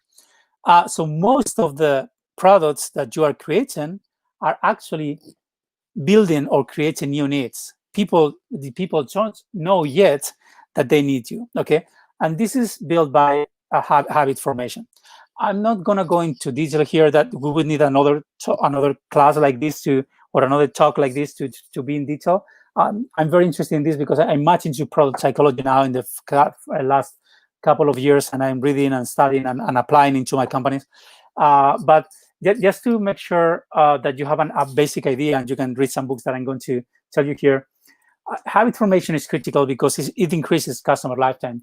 If you, how many of you, I mean, I cannot ask here, I think, but basically just think about how many of you don't use WhatsApp, okay? Everyone uses WhatsApp. It's a habit. How many of you are using Instagram every day? When you go down to the street and there's a beautiful sunset, you just take a picture and share it in Instagram. Okay, that's habit formation. In my case, I don't use Instagram much, but for example, every day, every morning, from October to June, except this year, every time I wake up, every day, I'm checking a Twitter list that I created to check NBA results. I love basketball and I love NBA, so that's what I do every single day. You know, it's a habit. I mean, I don't have to think about that. I wake up in the morning, I shower, and then I check the highlights of the NBA games or the NBA results or comments about what happened for 10 months a year. Okay, so it increases customer lifetime. If I'm a Starbucks fan, a Starbucks user, I don't think about other way. I go to Starbucks and have my chai latte. Okay, so and then there's a more effective defense. Okay, so now there's a new coffee shop in town. It's going to be very difficult for me to go to that coffee shop if I'm fine with Starbucks and I love Starbucks. Okay, so that's the important thing. Okay, let me just take this out. I wanted to recommend this book. Okay, this is called Hooked by Niro Yal. It's also in Spanish. It's called Hooked Enganchados, I think is the name in Spanish in between parentheses. And basically it explains in detail how to create habits, okay, for the good and the bad. And this is also important. We don't have time here again, but creating habits can be done for good and can be done for bad. And you as entrepreneurs, you have to take that into account. Do I want to form a habit, for my user to form a habit to do something good, to quit smoking, to lose weight or whatever? Or do I want it for him or her to actually continue coming to my app and increasing my retention and engagement to earn more money or something like that? Please take that into account. Ethics and morals are more important than ever. And we are, as entrepreneurs, we're going to be measured by the ethics, about our ethics and our morals. That may not be true 10 years ago, may not be true 5-6 years ago. Now it is critical. Okay. For example, in my company, Quantify Reading, we do reading analytics, behavior analytics. We have an ethics page when we state in which cases we're not going to accept working for a customer. Okay, and we're very clear on that. Okay, if this happens, we're not going to work for that customer, because we know that understanding how people read gives lots of information about sexual preferences, political preferences, religious preferences. So there's so much information that I can get from people just by knowing the books they read, that we have to be extremely careful on that. Okay, so basically, again, I'm not gonna spend much time, but basically, this is a loop that Niriel tells us to use based on behavioral psychology, so that if you are able to first make people use your app by using a trigger, something very simple that everyone understands, with a clear action about what they have to do, share a post, tweet a comment or whatever, then there's a variable reward. And that basically sometimes you will get great results, sometimes you won't. And this affects our dopamine system and makes us be more engaged to the action. So that's why when you check, that's why you check your mobile phone 150 times a day average, okay? Because you check if you have a new email. In that moment, your dopamine system sends dopamine to your brain. You get a boost of dopamine. And then is when you receive results. Sometimes you get the email from your boss or from your investor, and sometimes you don't. But your brain doesn't care about that. The brain cares about the dopamine boost that the brain got before getting the result. And that's why the brain wants more. And that's why even if you didn't get any email, even if you got the email you wanted, you're going to check your email again, because your brain wants you to have that feeling again. Okay, so that's why dopamine, being dope comes from dopamine. Okay, And then if you are able to do that with some investment on the user side, like, share a post and check how that post is going, if the user does that enough number of times, that's where the habit is formed. Okay. Again, I'm doing it very quickly, but this is something that you should definitely take a look at. Either if you're a B2C or B2B, you should take a look at how psychology affects the user behavior. Let me just, okay. How about metrics? Okay, there's some clear metrics here, which is the stickiness. Probably you've heard about that. Is the daily active users divided by monthly active users. So you've already defined active user.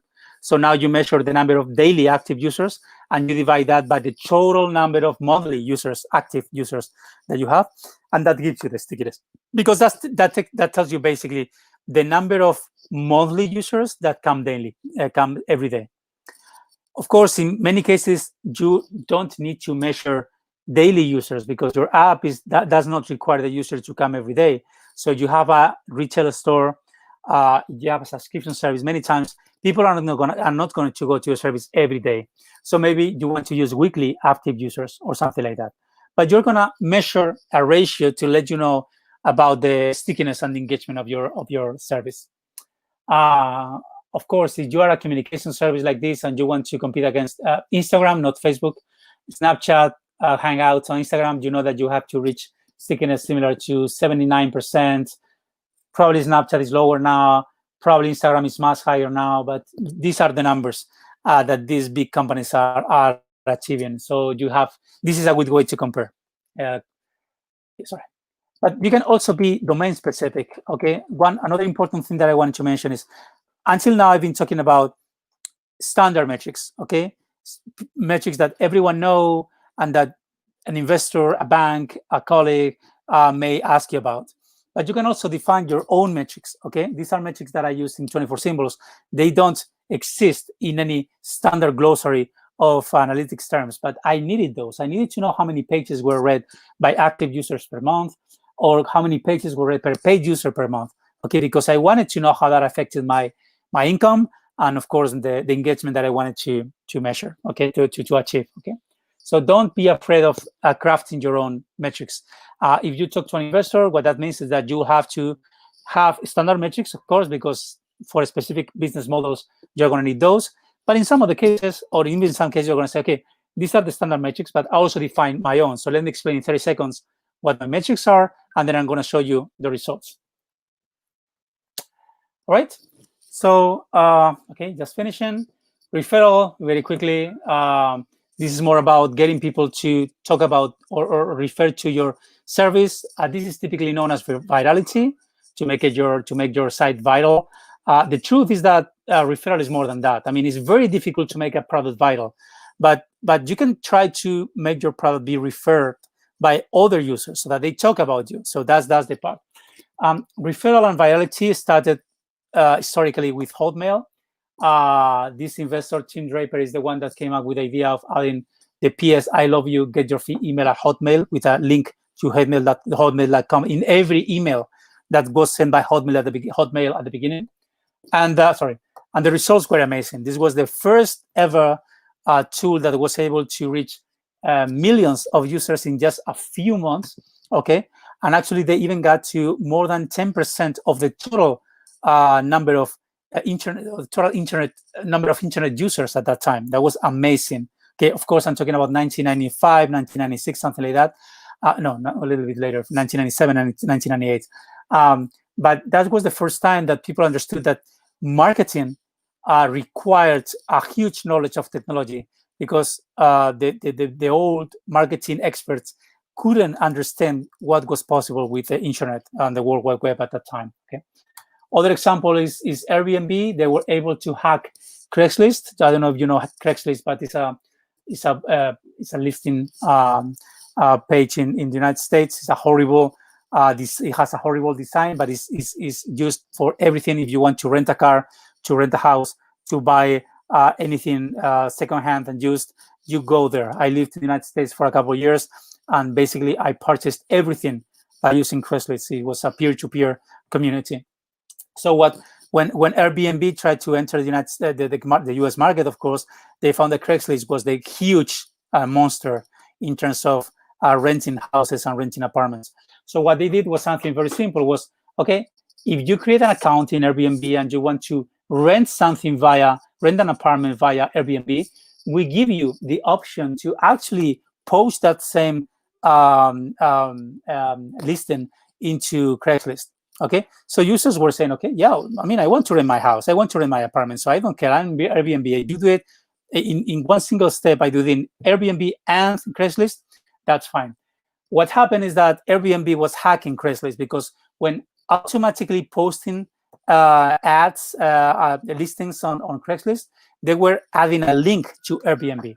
And what happens when a huge monster like Craigslist has thousands of links to Airbnb? That the page rank at that time of Airbnb goes up, okay, hugely. And of course, Airbnb was beautifully designed, great quality photos. So users were very clear on which service to use when checking out the apartments they wanted to rent. Okay, this was a great way to add value to Airbnb. It was kind of illegal, not illegal, not legal. It was kind of illegal when Craigslist realized they cut the programmatic access to Airbnb, but that was too late. Okay, this is another example of how you can hack the growth of your service. This is why this is called growth hacking. Okay.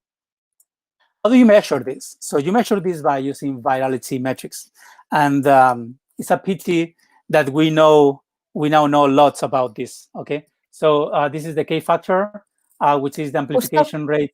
Yep. Sorry for cutting you off. I just wanted to let you know that we have like 5 minutes left, if it helps you to manage the remaining time. Perfect. Since Kate talked a little bit about the revenue metrics, I think we're on time. Thank you. Okay, perfect. Yeah. So just the virality metrics, basically the important one is the K factor. It's a pity that we now know a lot about the virality metrics because of the situation we're now, but basically it's an amplification rate times the conversion rate. The actual metric is a little bit more complicated, but basically, just to summarize, if I ask you to download an app and to use an app and to tell it to your friends, the amplification rate is basically how many of your friends on average you're going to tell about. Okay, so if you tell to 10 of your friends, the amplification rate is 10x. But now the conversion rate is how many of your friends are going to register into my app and use it. If 100% of them actually subscribe or register, that's an incredible K factor. That's a 10x, 100x K factor, and we're going to get exponential growth. Okay. But if just 1 out of 10 are going to do it, I'm just going to get 10% of them. So the growth is going to exist, but it's going to be quite flat. Okay. You know now this because of the R0 and all that information that we now know because of the coronavirus. But this is basically how you do it. And you continue measuring the K factor as you make people refer to your site and refer to new users. And that's how you measure it. Okay. My recommendation is always use virality when you're ready, when you're starting to grow, not at the beginning, but you can test from day one just to see how things go. And just to finish the revenue, but I'm gonna go quick because I think you've talked about churn with Kate and CAC and LTV. So basically, I just want to emphasize some of the things that Kate already said. Your churn needs to go down. It's gonna start really, really, really high. Don't worry. I had months of 100% churn rate, so I lost all the users. Little by little, it has to go like this, and then it has to be a little bit more stable. And then you'll find what your perfect churn rate is. In some countries, in 24 Symbols, we found that the churn rate was always really high based on the mobile, the business model that we're using, and we had to continue acquiring new users every time. While, for example, in other countries, like for example Germany, the churn rate was almost non-existent. Okay, it was basically 2-3%, something like that, depending on the business model that you use. Okay. Okay, and this is the perfect time before I conclude to talk about Andreina's question. Users you work hard to attract and you can retain for different reasons. How likely is that we can resurrect them? Is there an average rate? Well, it's very hard to resurrect, so that's why lots of people, lots of companies are trying to predict the customer churn. So they're using AI, they're using recurrent neural networks in order to try to understand, based on previous behavior from previous users, when is people more open or thinking about churning. And that's the moment where you have to go to them and making an offer or something before they leave. Once they left, it's very, very difficult to resurrect the user. There's a great book by Amplitude. Amplitude is one competitor of Google Analytics. They have a great book on retention that you can download for free. Well, you have to register, of course, but you can download for free. That tells you a lot about this. But everyone is very clear on that. My experience is the same. Once someone leaves your company, it's very difficult to resurrect them. You can try it, but it's going to be very difficult. Okay, so my conclusions, just to finish, measure from day one. Measure every time in every single possibility. Okay, measure everything. There will be a caveat in the third slide, but measure everything that you can. Have someone taking care of your metrics from day one as well. You are small startups, small companies, small ideas.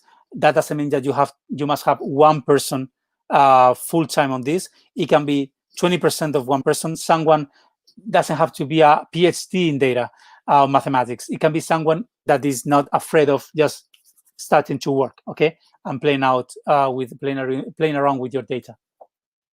Related to the first one, yeah, measure everything, but only monitor what you truly care about. This is the Occam's razor, okay. R model, okay. Focus on retention, focus on acquisition, focus on activation, and then choose the 3, 4. Some people talk about the North Star metric, just one single metric. I don't think that's right, my opinion, but I prefer to think about 3, 4, 5 metrics. But those 5 metrics that are going to let you decide what's going on in your company for the next 2 weeks, 3 weeks, 3 months, 2 years, okay? That's the important thing here. Embrace imperfection. Digital metrics is not perfect at all. So if you use Facebook, Twitter, Google Analytics, and Amplitude, you're going to get different metrics, different numbers. It's crazy, I know, but this is what's going to happen, because the implementation of what its metrics means is different for each tool. So embrace it. That's life, okay? So you have to be able to take the best of everything, and with everything, just get your own insights. And just to finish, Teresa, I promise, beware vanity metrics, okay? Vanity metrics are like this Vanity Fair cover. You have Tom Ford, you have Keira Knightley, you have Scarlett Johansson. Beautiful. You see how beautiful they are, okay? This is your press release, okay? The truth is that you are like this, okay? This is my company. This is the reality of my company. Use your vanity metrics for the press releases, for your first meeting with investors, but please be aware of your reality, because if you don't do that, you're going to start believing in your own press releases, and that's not right, okay? So take that into account. This is important, and use the cohort analysis, everything that I summarized, of course, very quickly, in order to have a clear idea of how your company actually is. So thanks so much for your time. As Kate said, in this case, I know I mentioned many things. So here you have my email address in case you want to reach me. I promise to answer, maybe not the same day, but I promise I answer. So, happy to answer questions if there's time now or whenever you can in the future. Thanks so much.